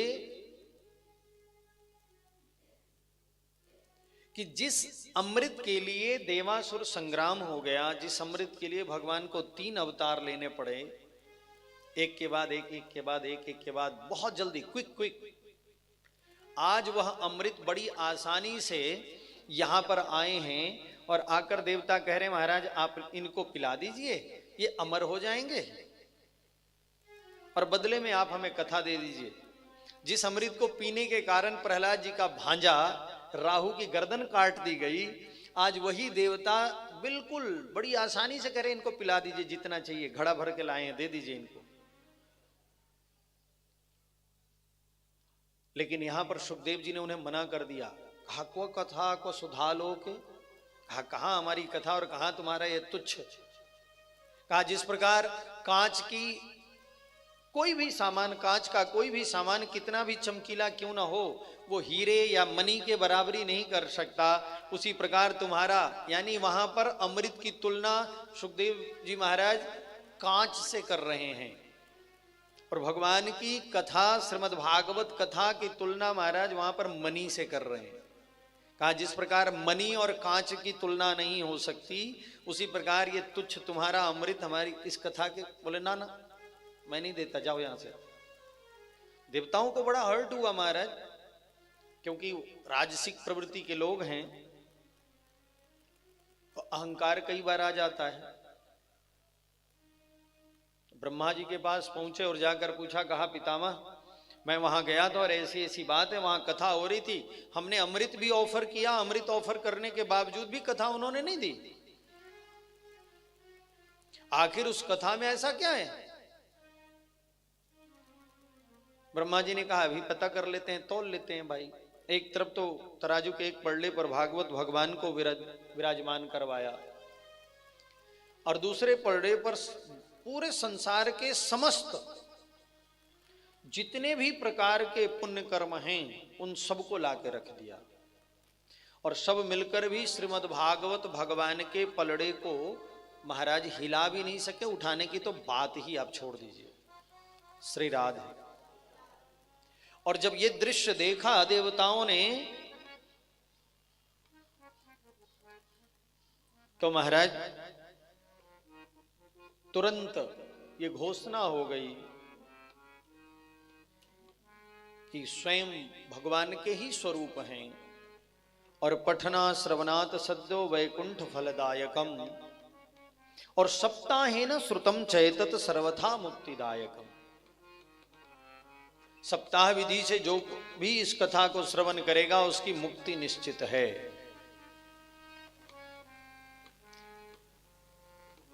ये घोषणा कहां हो रही है? तो ये ब्रह्मलोक में हो रही है, सत्यलोक में हो रही है महाराज।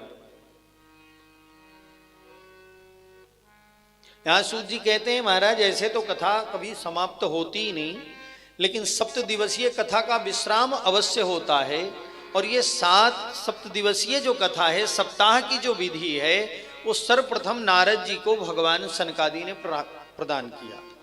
अब एक प्रश्न फिर उठ गया। अब तुरंत सनकादि ऋषियों ने कहा गुरुदेव ये बताइए, ये दोनों 2 ध्रुव के लोग हैं, 2 ध्रुव के जीव हैं, एक ध्रुव पर है ही नहीं महाराज, एक नॉर्थ पोल है तो एक साउथ पोल है। एक ऐसे हैं जो एक जगह बैठ जाते हैं तो हजारों साल तक उठते नहीं हैं, यानी उनका काम है बैठकर लगातार तपस्या करना, ध्यान में मग्न रहना।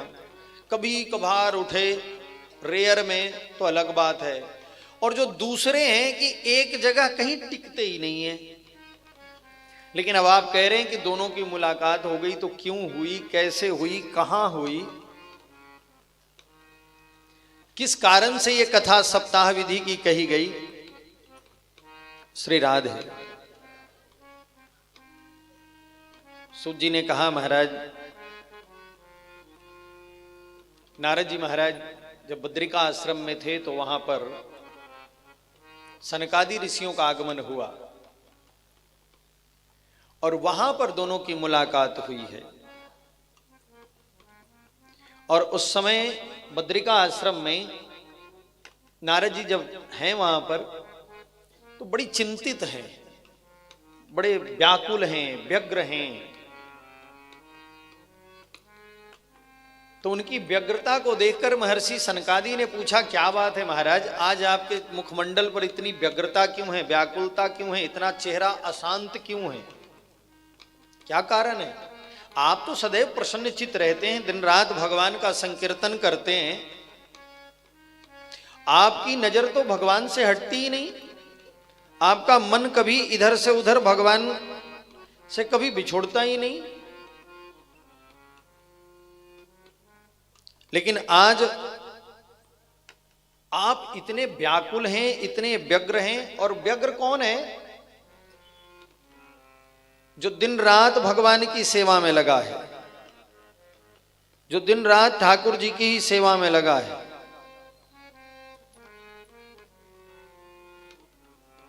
जो कभी भी ठाकुर जी से इधर उधर नहीं होता और उसके मुखमंडल पर यानी भगवान का संकीर्तन का ही रसपान करते रहते हैं, भगवान के स्वरूप का ही रसपान करने वाले नारद जी के मुख पर आज बहुत ज्यादा चिंता है।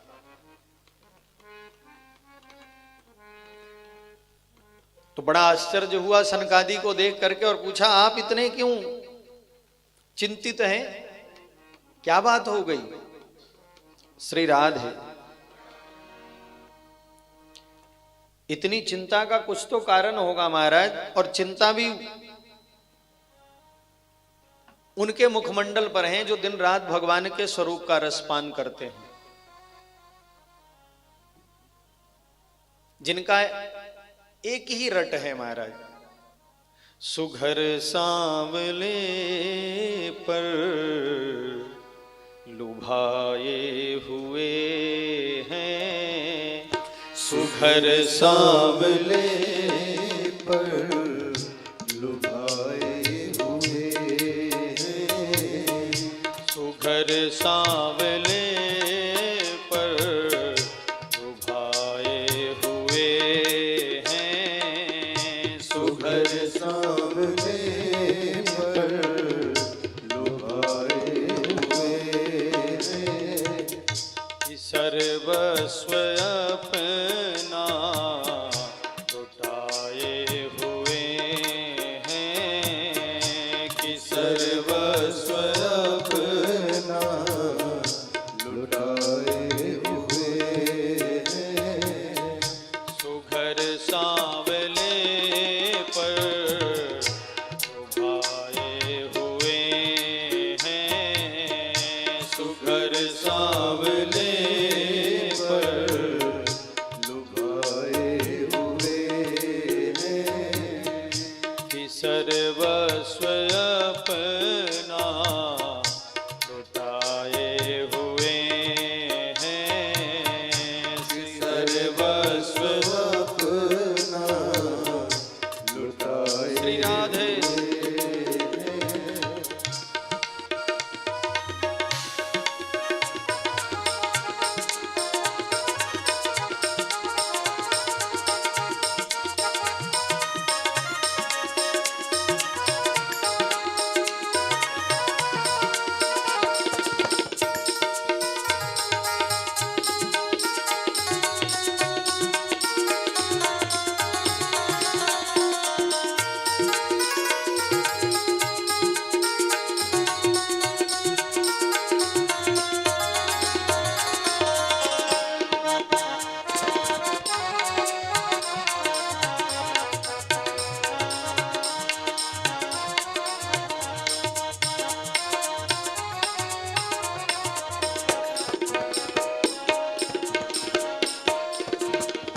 अदा मुस्कुराहट चलन और चितवन, अदा मुस्कुराहट चलन और चितवन, अदा मुस्कुराहट चलन और चितवन, अदा मुस्कुराहट चलन और चितवन,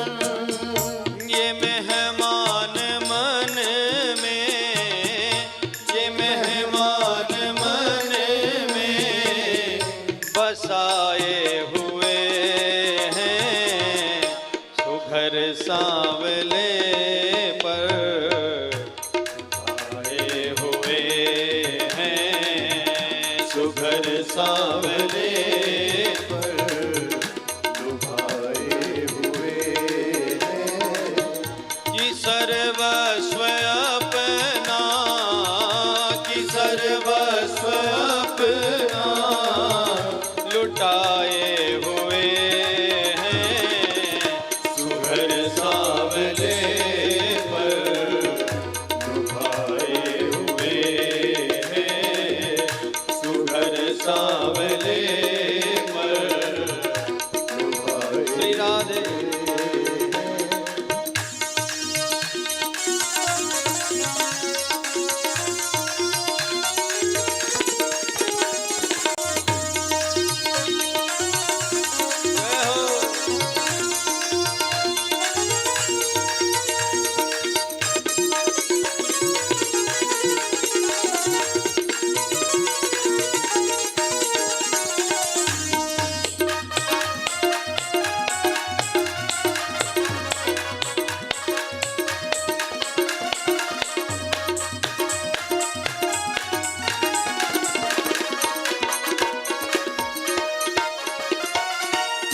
कृपा की नजर उनकी कितनी है उन पर, कृपा की नजर उनकी कितनी है मुझ पर, कृपा की नजर उनकी कितनी है उन पर, कृपा की नजर कितनी है उन पर, कि घर इस जिगर में, कि घर इस जिगर में बनाए हुए हैं सुघर सांवले पर लुभाए हुए हैं कि सर्वस्व अपना, कि सर्वस्व अपना लुटाए हुए हैं सुघर सांवले सांवले पर लुभाए हुए हैं सुघर सांवले हो। लुभाए हुए। श्री राधे।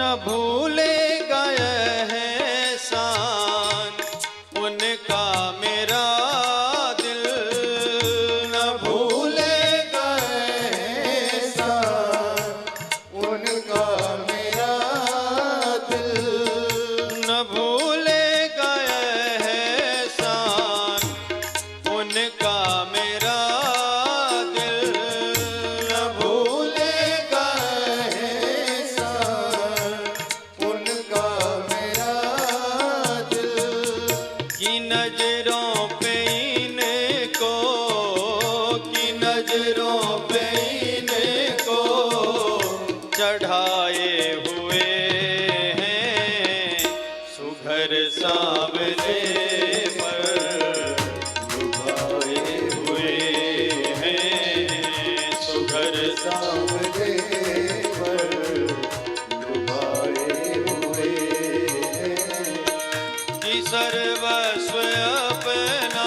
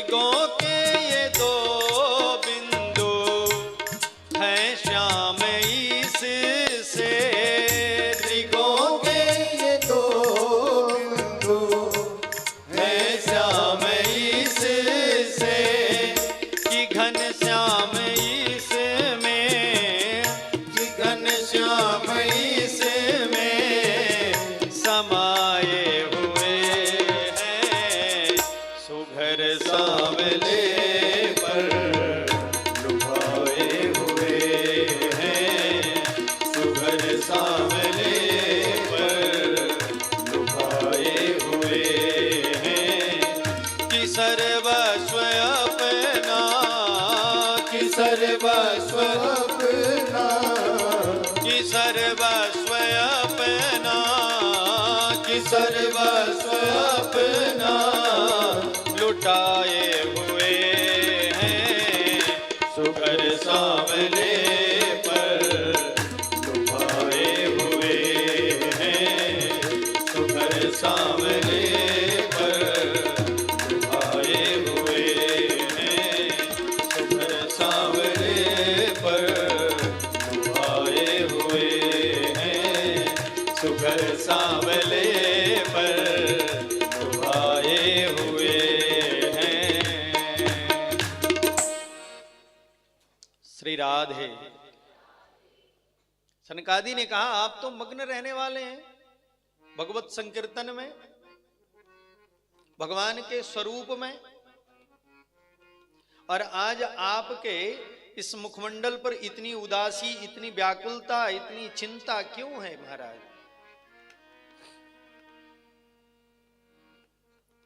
जो दिन रात भगवान के स्वरूप में खोया रहता है और जो दिन रात भगवान के नामों में मस्त रहता है, उसके मुखमंडल पर इतनी व्याकुलता, इतनी चिंता क्यों कहां से आ गई, कैसे आ गई?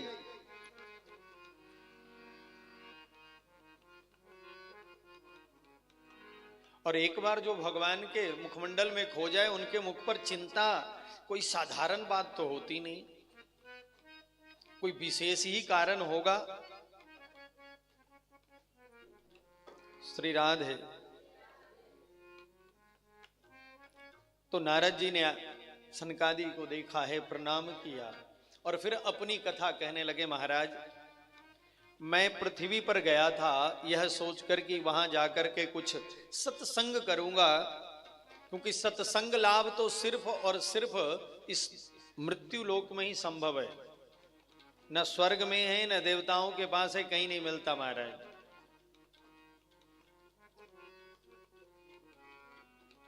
लेकिन जब मैं वहां गया और तीर्थों में घूमना आरंभ किया तो देखा यहां तो विधर्मियों का अधिकार हो गया, लोग आश्रमों पर कब्जा करने लगे हैं, सत्यता, तपस्या, पवित्रता, दया सब समाप्त होने के कगार पर है,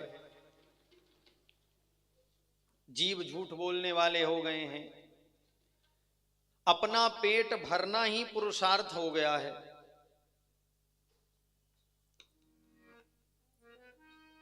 जो लोग दान लेने के अधिकारी नहीं है वो भी दान लेने लगे हैं, और तो और महाराज घर में स्त्रियों का राज हो गया है, और जो सलाहकार हैं वो साला और सालियां हो गई हैं। तरुणी प्रभुता महाराज, मैं देखो कुछ ऐसा नहीं, अन्यथा नहीं कह रहा हूं।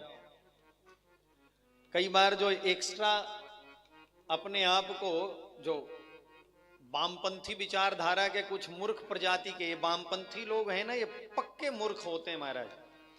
इनमें और रावण में कुछ अंतर मत समझना, उसी का थोड़ा बहुत कलयुगी रिफाइंड रूप में एक प्रजाति ये भी है। हो सकता है ताड़का वाले ग्रुप के हों, या हो सकते हैं अघासुर बकासुर वाले हों। अब ये सब ऐसे ही होते हैं जितने वामपंथी हैं, कम्युनिस्ट जिसे आप कह सकते हो, ये पैदाइशी डिफेक्टिव हैं हमारा, जिनका डीएनए ही गड़बड़ है। तो जो अपने आप को एक्स्ट्रा लिबरल, एक्स्ट्रा सेक्युलर, पता नहीं सेक्युलर शब्द कहां से आ गया, हमें समझ में ना आ रहा है। हमारी जान को तो फ्री में टीटी बन रहा है हमारे। ये जितने भी ये लोग हैं, ये कई बार आप जब इस श्लोक को कह देंगे ना कि तरुणी प्रभुता के घर में स्त्रियों का ही राज हो गया। देखिए ऐसा लिखा है, यानी महाराज डिस्क्रिमिनेशन हो रहा है, पक्षपात हो रहा है, भेदभाव हो रहा है। लेकिन ये उन मूर्खों को नहीं पता कि अगर घर में कोई भेदभाव हो रहा है तो एक ही प्रजाति के लोग कर रहे हैं भेदभाव, उसमें दूसरा प्रजाति सम्मिलित नहीं है महाराज। घर में अगर स्त्रियों के साथ कोई भेदभाव हो रहा है तो ये स्त्रियों के द्वारा ही हो रहा है, पुरुष तो बाद में सम्मिलित होता है हाँ में हाँ मिलाने में। जबकि अगर डिस्क्रिमिनेशन कहीं किसी घर में अगर है भी, वो हो सकता है, मे भी, ऐसा मैं नहीं कह रहा नहीं होता, कलयुग है महाराज, कुछ भी हो सकता है। लेकिन वहां कर कौन रहा है, इस पर कोई नहीं देखता कि पुरुष कर रहा है या स्त्री कर रही है।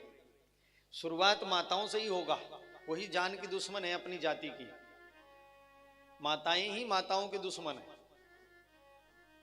उसमें पुरुष बाद में सम्मिलित हो जाता है, जैसे कहते हैं ना भोजन के में अचार वचार पापड़ वापड़ ऐड हो जाता है। तो पुरुषों की वहां उपस्थिति सिर्फ अचार पापड़ के बराबर है, क्योंकि मजबूरी है, किसी एक पक्ष में तो होना पड़ेगा उसे। इधर में हो जाए तो कहेगा ये डिस्क्रिमिनेशन कर रहा है, मेरा बालक मेरे तरफ नहीं हो रहा, बेचारा मां की तरफ हो जाए तो पत्नी कहेगी मेरी तरफ नहीं है। तो दुश्मन खुद ही है अपनी जाति की, कोई तीसरा नहीं उन पर काट रहा है। लेकिन जब इसको नारद जी ने कहा तरुणी प्रभुता गे हे श्यालको बुद्धिदायक, घर में स्त्रियों का राज हो गया है। कौन सी स्त्रियों का राज हो गया, तो कहा नौजवान स्त्रियों का राज हो गया।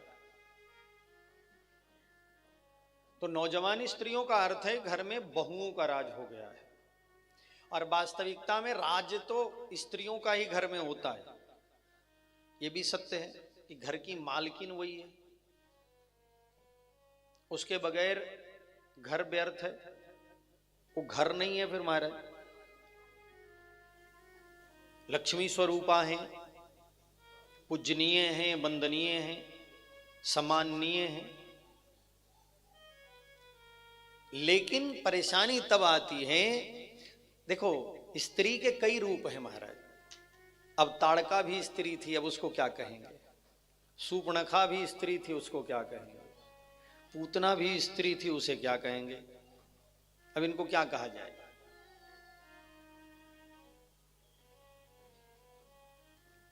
भाई कि ये क्या बोलें उसको, सूर्पणखा को क्या बोलें, ताड़का को क्या बोलें, किसको क्या बोलें।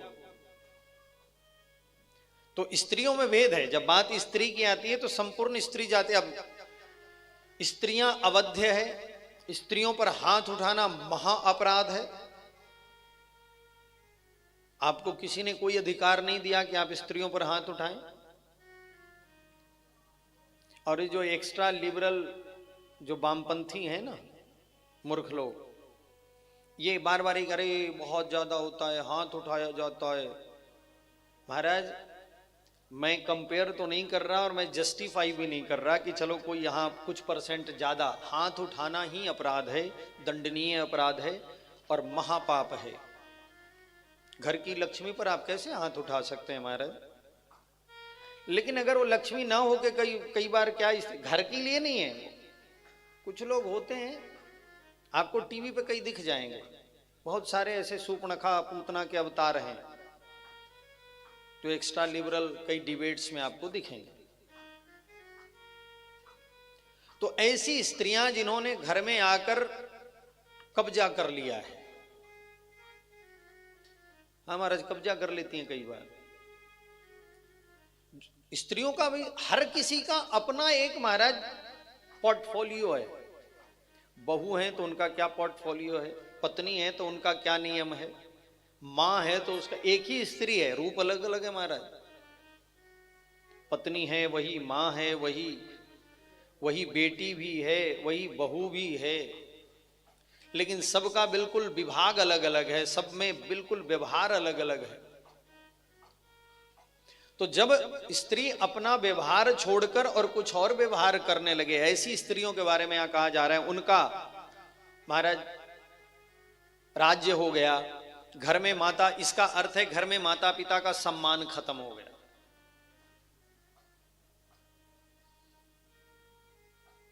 ऐसे लोग राज्य कर बैठे।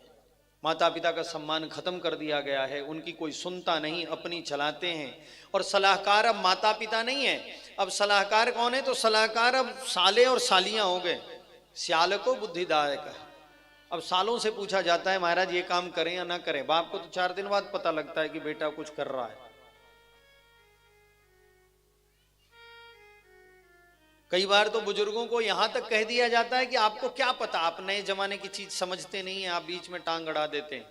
जबकि वही जीव जब किसी मल्टीनेशनल हाउस में जॉब के लिए जाएगा या जब किसी गवर्नमेंट जॉब में जाएगा तो कहेगा जी 20 साल हो गया मेरा प्रमोशन ड्यू है। किस बात का प्रमोशन ड्यू है भाई? मेरा एक्सपीरियंस 20 साल का हो गया, तो आप मेरा प्रमोशन तो सरकार को करना चाहिए, मैं अब हायर ग्रेड में जाऊंगा। लेकिन वही चीज अगर आप देखेंगे, श्री राधे, अगर वही चीज आप आगे देखेंगे महाराज, दूसरी तरफ से अगर आप देखेंगे तो वहां अलग मिलेगा। जब माँ बाप की बात आएगी तो कहेंगे आप बुजुर्ग हो गए, आपको क्या पता नए जमाने की चीज, आपको कुछ पता होता नहीं है ज्यादा, आप नहीं समझते नए जमाने की कोई चीज को, आपको समझ। श्री राधे, आपकी समझदारी नहीं है, आप समझदार नहीं है।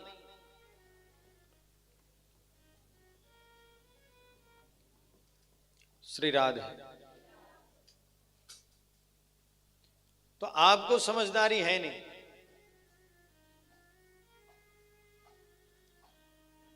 लेकिन वहां पर दूसरा आप लाइए, एक शख्स, सेम शख्स, एक ही शख्स है और एक ही शख्स दो जगह दो तरह के नियम को अप्लाई करता है। सरकार की नौकरी में या मल्टीनेशनल हाउस में एक्सपीरियंस है, इसलिए आप मेरा तनख्वाह बढ़ा दीजिए, आप मेरा जो एनुअल पैसा है वो बढ़ा दीजिए महाराज, जो मेरा पेमेंट है वो बढ़ा दीजिए, जो पैकेज दिए हैं वो बढ़ा दीजिए, पोस्ट बढ़ा दीजिए। लेकिन माता पिता का डिमोशन कर देता है। अरे आपको नहीं पता, नए जमाने की चीजें आपको समझ में नहीं आती। क्यों भैया? जब वहां तुझे, फिर तो वहां पर भी कंपनी और सरकार भी कहेगी जी ये नई जमाने की चीजें तुम्हें तो कुछ समझ में आती नहीं है मूर्खानंद, तुमने पुरानी किताबें पढ़ी है। भाई जो 90 के दशक में कंप्यूटर साइंस पढ़े उन्होंने कोबोल पास्कल पढ़ी, अब वो लैंग्वेज ही गायब है, वो लैंग्वेज ही नहीं है। तो भैया उनको तो बिल्कुल बंद करके कंपनी से बाहर निकाल देना चाहिए। ऐसा होता तो नहीं, उनको तो बड़ा पोस्ट मिल गया। तो घर में माता पिता की भी स्थिति यही है, उनका सम्मान भी यही है। वो दोनों जानते हैं, पहले वाले भी और आज वाले के भी, उनका बहुमूल्य स्थान है।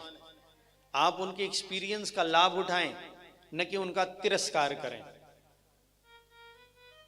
लेकिन आजकल होने लगा सलाह माता पिता से लिया ही नहीं जाता। स्याल को बुद्धिदायक, जब से शादी भई तब से साला सलाहकार बन गए। शादी के बाद तो 3 ही जगह से रिश्ता आजकल रहता है, अपना ससुराल, उनका मायका। और मैं उनका फिर भी इज्जत से बोल रहा हूं, आजकल उनका भी कोई नहीं बोलता, कहता है उसका मायका है। लेकिन हमारे यहाँ महाराज सदैव सम्मान से नाम लिया जाता था, अपना ससुराल, उनका मायका और मामा, बच्चे के मामा का घर। ये 3 जगह से रिश्ता रहता है, बस चौथा तो रिश्ता ही ना है। और तीनों का जो एड्रेस है एक ही है। तो कहा जब वहां पहुंचा पृथ्वी पर तो सत्संग छोड़िए, आश्रमों पर तो विधर्मियों ने कब्जा कर लिया। सत्यता, दया, तपस्या, पवित्रता सब नष्ट हो गए, कुछ बचा ही नहीं। घर में स्त्रियों का राज हो गया है, माँ बाप का सम्मान खत्म कर दिया गया। सलाहकार माता पिता से कोई बात ही नहीं करता, सलाहकार तो साला और साली हो गए। जब इन दृश्यों को देखता हुआ जब मैं वृंदावन में पहुंचा महाराज, तो वहां पर एक अद्भुत दृश्य देखा। जमुना जी के किनारे जब मैं जा रहा था तो मुझे एक आगे चलकर थोड़ी जमुना जी के किनारे एक भीड़ दिखाई पड़ी। जब मैं पहुंचा कौतूहल बस देखने, तो देखा एक युवती बैठी है बीच में, उदास है, उसके पास 2 वृद्ध पुरुष लेटे हुए हैं और आसपास घेर करके उन्हें बहुत दिव्य दिव्य स्त्रियां खड़ी हैं, युवतियां खड़ी हैं। जब मैंने देखा कि अच्छा ये वो रो रही, वो स्त्री युवती जो बीच में बैठी थी वो रो रही हैं, और आस पड़ोस में जो खड़ी हुई युवतियां हैं वो उन्हें ढांढस बंधा रही। मैंने देखा कोई साधारण सा यूं ही पारिवारिक माहौल है, तो मैं वहां से जब चलने की कोशिश करने लगा तो उस युवती ने कहा, भो भो साधु छनम तिष्ठ मत चिंताम अपि नाशय। हे साधु रुकिए, मेरी चिंता का नाश करिए, क्योंकि मैंने तो सुना है कि अगर संत दर्शन हो जाए तो महाराज जीव का कल्याण हो जाता है।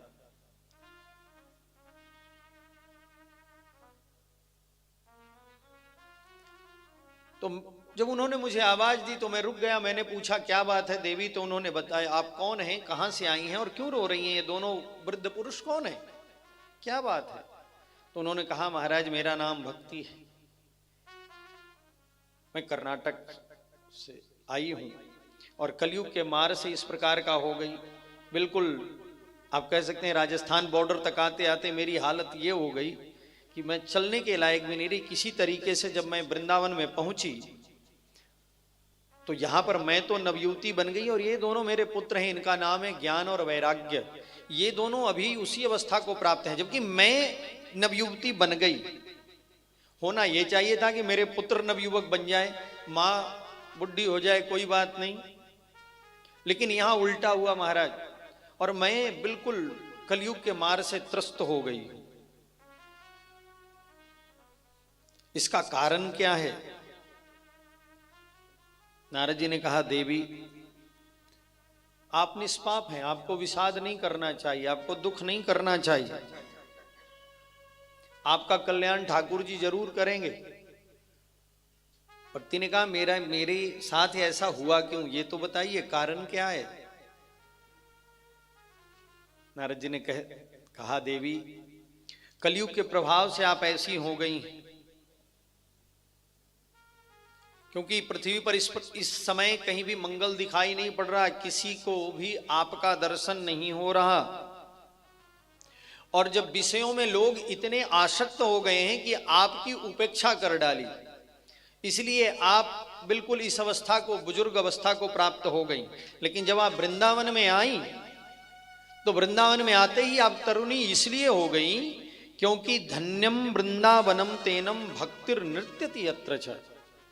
ये भक्ति भूमि है देवी, यहां पर भगवान से प्रेम करने वाले लोग रहते हैं, और इस कारण से आप तो नवयुवती बन गई, लेकिन आपके जो दोनों पुत्र हैं जिनका नाम है ज्ञान और वैराग्य, इनका कोई पूछने वाला यहां पर नहीं है। इनसे प्रेम यहां कोई नहीं करता, न कोई यहां ज्ञानी बनना चाहता है, न यहां वैरागी बनना चाहता है। और महाराज ध्यान रखिए, ज्ञान और वैराग्य में दोष भी है। अगर ये अकेले अकेले आए तो ये जरूर अभिमान पैदा कर देते हैं। अगर बहुत ज्ञान उत्पन्न हो जाए तो ये भी अभिमानी बना देता है, अरे मैं तो ज्ञानी हूं, अरे मैं तो बहुत बड़ा वैरागी हूं, मैंने सब कुछ वैराग्य कर लिया। अगर अकेले आए तो कई बार कहते हैं ना, ज्ञान अर्जन करना है महाराज, हम तो ज्ञान सीख रहे हैं महाराज। अरे भैया, ज्ञान अर्जन करने की जरूरत का है? ज्ञान और वैराग्य दोनों भक्ति के पुत्र हैं। मां आ गई, निमंत्रण बेटों के नाम से भी नहीं देना पड़ता, मां का नाम लिख दो, पिता का नाम लिख दो, काम हो जाएगा। बच्चे तो आ ही जाते हैं सब परिवार। गैया को बांध लीजिए, बछड़ा पीछे खोल दीजिए, अपने आप बछड़ा उछल कूद के आ जाएगा, उसकी आदत है। बछिया आ जाएगी, बछड़ा आ जाएगा, उसके लिए कोई विशेष कार्य करने की आवश्यकता नहीं है। तो ये यहां पर की जो स्थिति है, ये जो भक्ति ने, नारद जी कहते हैं देवी इनका यहां कोई पूछने वाला है नहीं, इसलिए ये इसी अवस्था को प्राप्त हैं। आपके चाहने वाले यहां थे, इसलिए आप नवयुवती बन गई, और ये कलयुग के कारण है सब कुछ। लेकिन यहां पर आकर ये दोनों सो रहे हैं, इसका कारण ये है कि ये वृंदावन है, यहां इनको थोड़ा सुख मिला है, शरीर दर्द वर्द कम हुए हैं, इसलिए आराम से यहां पर ये सो रहे हैं। नारद जी की बात सुनकर भक्ति ने कहा, कि भगवान ने रहने ही क्यों दिया? क्या कारण है, क्यों रहने दिया?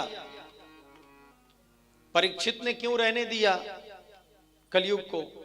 जब इतना ही सब कुछ बुरा था तो हटा देना चाहिए था, मार देना चाहिए था, भगा देना चाहिए था।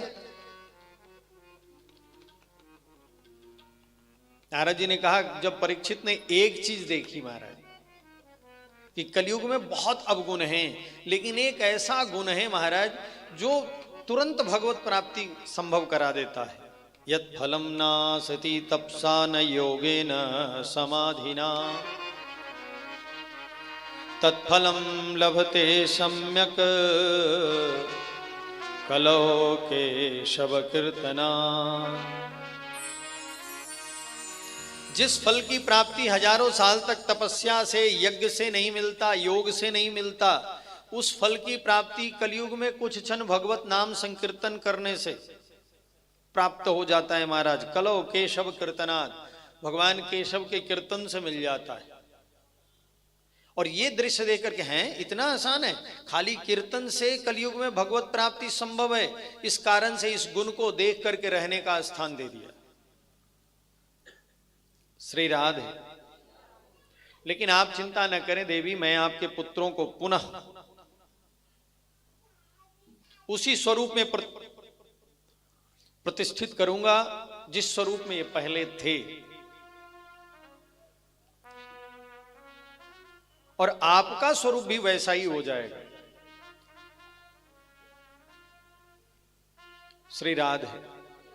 भक्ति ने एक प्रश्न वहां पर और किया, कहा महाराज जब सब कुछ इतना आसान है, खाली कीर्तन से ठाकुर जी मिल जाते हैं, तो फिर कोई लोग कीर्तन करते क्यों नहीं? भगवान का भजन लोग कर क्यों नहीं रहे? नारद जी ने कहा, देवी नहीं वैष्णवता कुत्र संप्रदाय पुरस्सरा, नहीं वैष्णवता कुत्र संप्रदाय पुरस्सरा। कहीं पर भी आजकल संप्रदाय अनुसार दीक्षित वैष्णव नहीं दिखाई पड़ रहे हैं, इसलिए ये हालात हैं, इसलिए ये परेशानी है। कई बार लोग कहते थे महाराज आप लोग वैष्णव ये संप्रदाय में क्यों बांटते हैं? अरे भैया हम थोड़े बांट रहे हैं, यहीं कह रहे हैं, नारद जी कह रहे हैं नहीं वैष्णवता कुत्र संप्रदाय पुरस्सरा। कहीं पर भी संप्रदाय अनुसार जो वैष्णव हैं, श्री ब्रह्मरुद्र और शनक चतुः संप्रदाय, इनके अनुसार कोई वैष्णव नहीं बन रहा है, नियमतः वैष्णव नहीं बन रहा है। ऐसे तो दुनिया भर के बन रहे हैं खरपतवार की तरह, इसलिए फिर भजन भी नियमतः नहीं हो रहा है, नियम से नहीं हो रहा है, कीर्तन भी नहीं हो रहा है, इसलिए आपकी हालत है। श्री राधे। और ये कलयुग का धर्म है, इसलिए भगवान इसको देखकर भी चुप हैं, क्योंकि भाई युग धर्म है, कैसे ऐसे कर छोड़ दें। लेकिन आप चिंता न करें, मैं आपके पुत्र को पुनः जागृत करूंगा। और फिर उसके लिए प्रयत्न आरंभ किया, वेद वेदांत उपनिषद सब सुना डाले, गीता पाठ कर डाली। तो इतना सुनने के बाद थोड़ा सा आंख खोले, देखे और फिर सो गए। उस समय समझ में नहीं आ रहा क्या करूं, तो आकाशवाणी हुई सत्कर्म करो। अब परेशानी है कि ये सब सत्कर्म में नहीं आता क्या? अगर ये सत्कर्म में नहीं आता तो बाकी चीजें क्या है? कौन सा ऐसा कार्य करूं जो सत्कर्म में आए? महाराज वेद उपनिषद ये सत्कर्म में नहीं है। तो भक्ति को नारद जी ने कहा, देवी आप यहां रुकिए, मैं बद्रिका आश्रम जाता हूं, भगवान को तपस्या करके प्रसन्न करूंगा और वहां जाकर के भगवान से पूछूंगा। तपस्या के पश्चात जब ठाकुर जी दर्शन देंगे तो पूछूंगा कि वो कौन सी बात आकाशवाणी कर रहा है। और इसी कारणवश मैं महाराज यहां आया और आपसे मुलाकात हो गई है। बाबा आप ही बता दीजिए। सनकादि ने कहा, फिर आप इतने परेशान क्यों हो रहे महाराज? इसके लिए तो पहले से ही सब कुछ व्यवस्था बनाया हुआ है, पहले से है हमारे पास सब कुछ उपलब्ध है। और वह उपाय क्या है? सनकादि ने कहा, इदं भागवतम नाम पुराणम ब्रह्म संहितम भक्ति ज्ञान विरागानाम स्थापनाय प्रकाशितम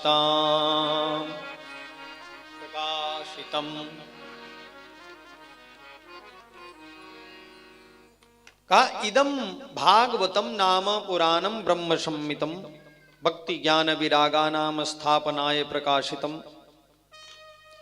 इसके लिए तो पहले ही श्रीमद् भागवत भगवान का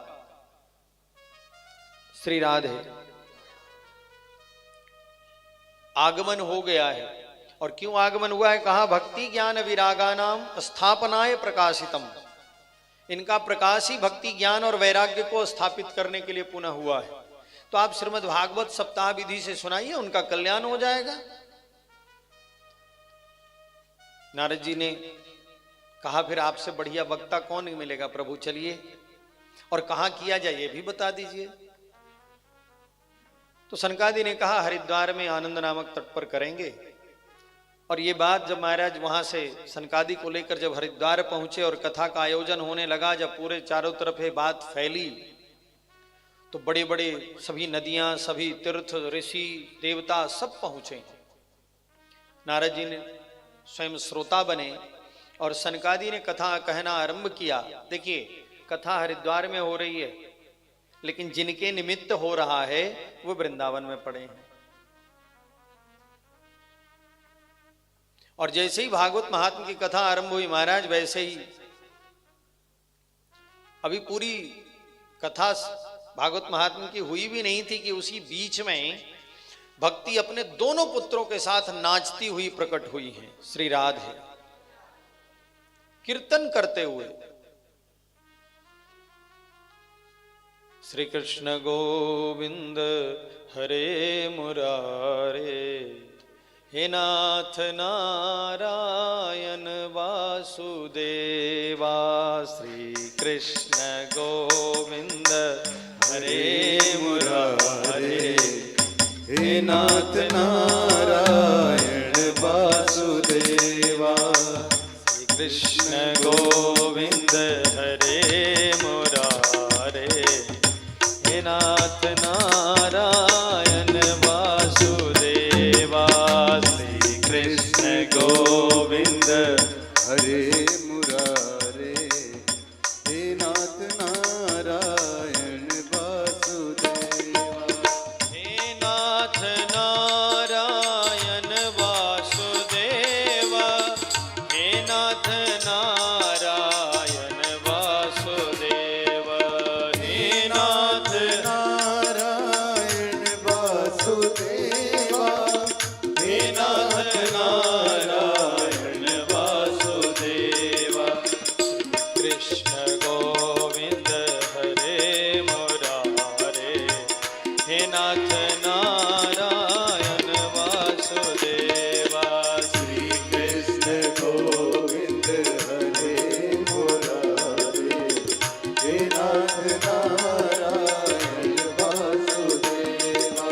भक्ति सुतो तो तरुणो गृहीत्वा, प्रेम करूपा सहसा विरासित।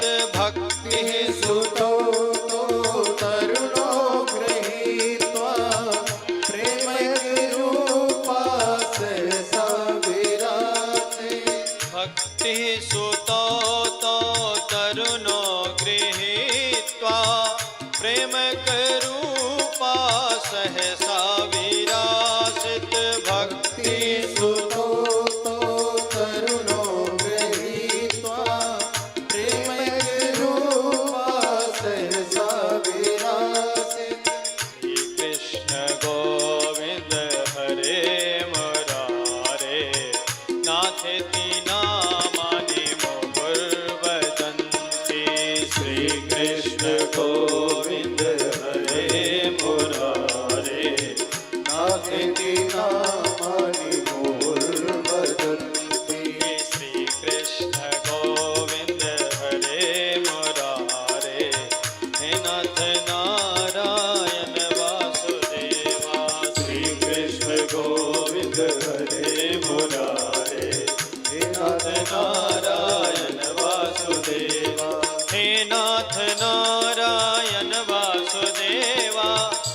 नाथ नारायण वासुदेव, हे नाथ नारायण वासुदेव, हे नाथ नारायण वासुदेव।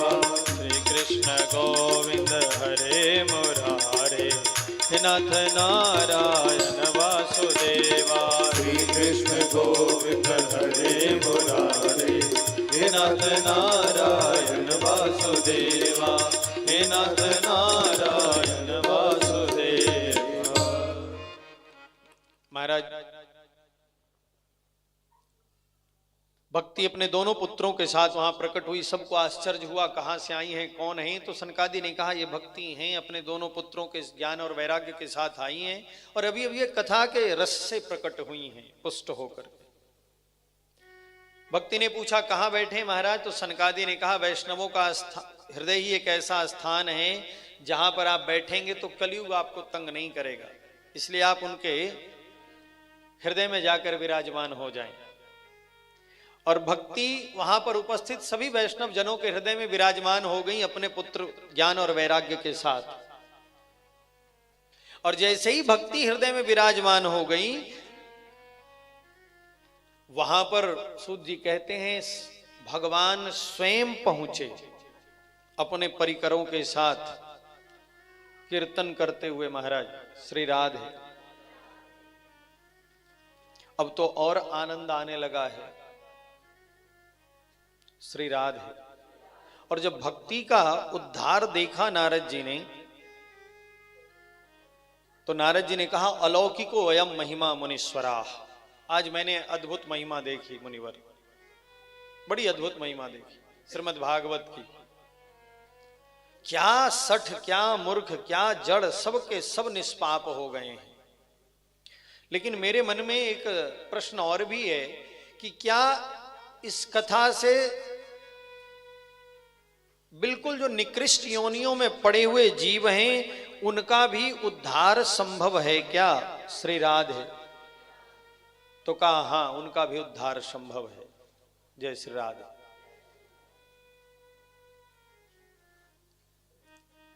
तो महाराज समय आज बहुत लेट से शुरू हुआ था, तो आगे की कथा हम कल श्रवण करेंगे और कल थोड़ा 1 घंटा ज्यादा लगा लेंगे शाम को। तो जो आगे गोकर्णोपाख्यान की कथा है, हाँ, और कल जो कथा है वो ठीक 2 बजे शुरू हो जाएगा, यानी कथा शुरू 2 बजे हो जाएगी। जय श्री राधे।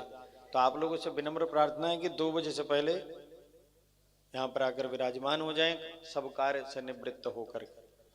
जय श्री राधे। तो आज की कथा यहीं पर विश्राम करेंगे, क्योंकि आगे के प्रसंग में गोकर्णोपाख्यान में चलेंगे तो समय लग जाएगा और समय ज्यादा हो गया है। तो कल से कथा ठीक 2 बजे प्रारंभ होगी। जय श्री राधे, जय श्री कृष्ण। आरती। आरती। सभी लोग अपनी अपनी जगह पर खड़े हो जाएं। अपनी जगह पे ही खड़े रह करके एक आरती पीछे ही दे दो, दे दे, रन रन।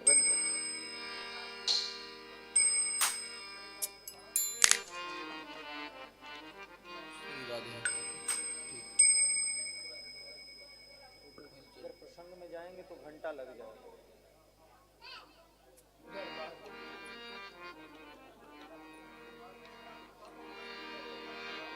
हरि ओम ओम। एक पीछे दे दो ना, दे आओ, जाओ। हरि ओम ओम। चंद्रमा मनसो जात जिगजोः सूर्यो अजायत श्रोतात् वायुश्च प्राणश्च मुखात् गतिर्जायत। श्री भागवत भगवान की है आरती, पापियों को पाप से है तारती। श्री भागवत भगवान की है आरती, पापियों को पाप से है तारती। श्री भागवत भगवान की है आरती, पापियों को पाप से है तारती। श्री भागवत भगवान की है आरती, पापियों को पाप से है तारती। ये अमर ग्रंथ, ये मुक्ति पंथ, ये पंच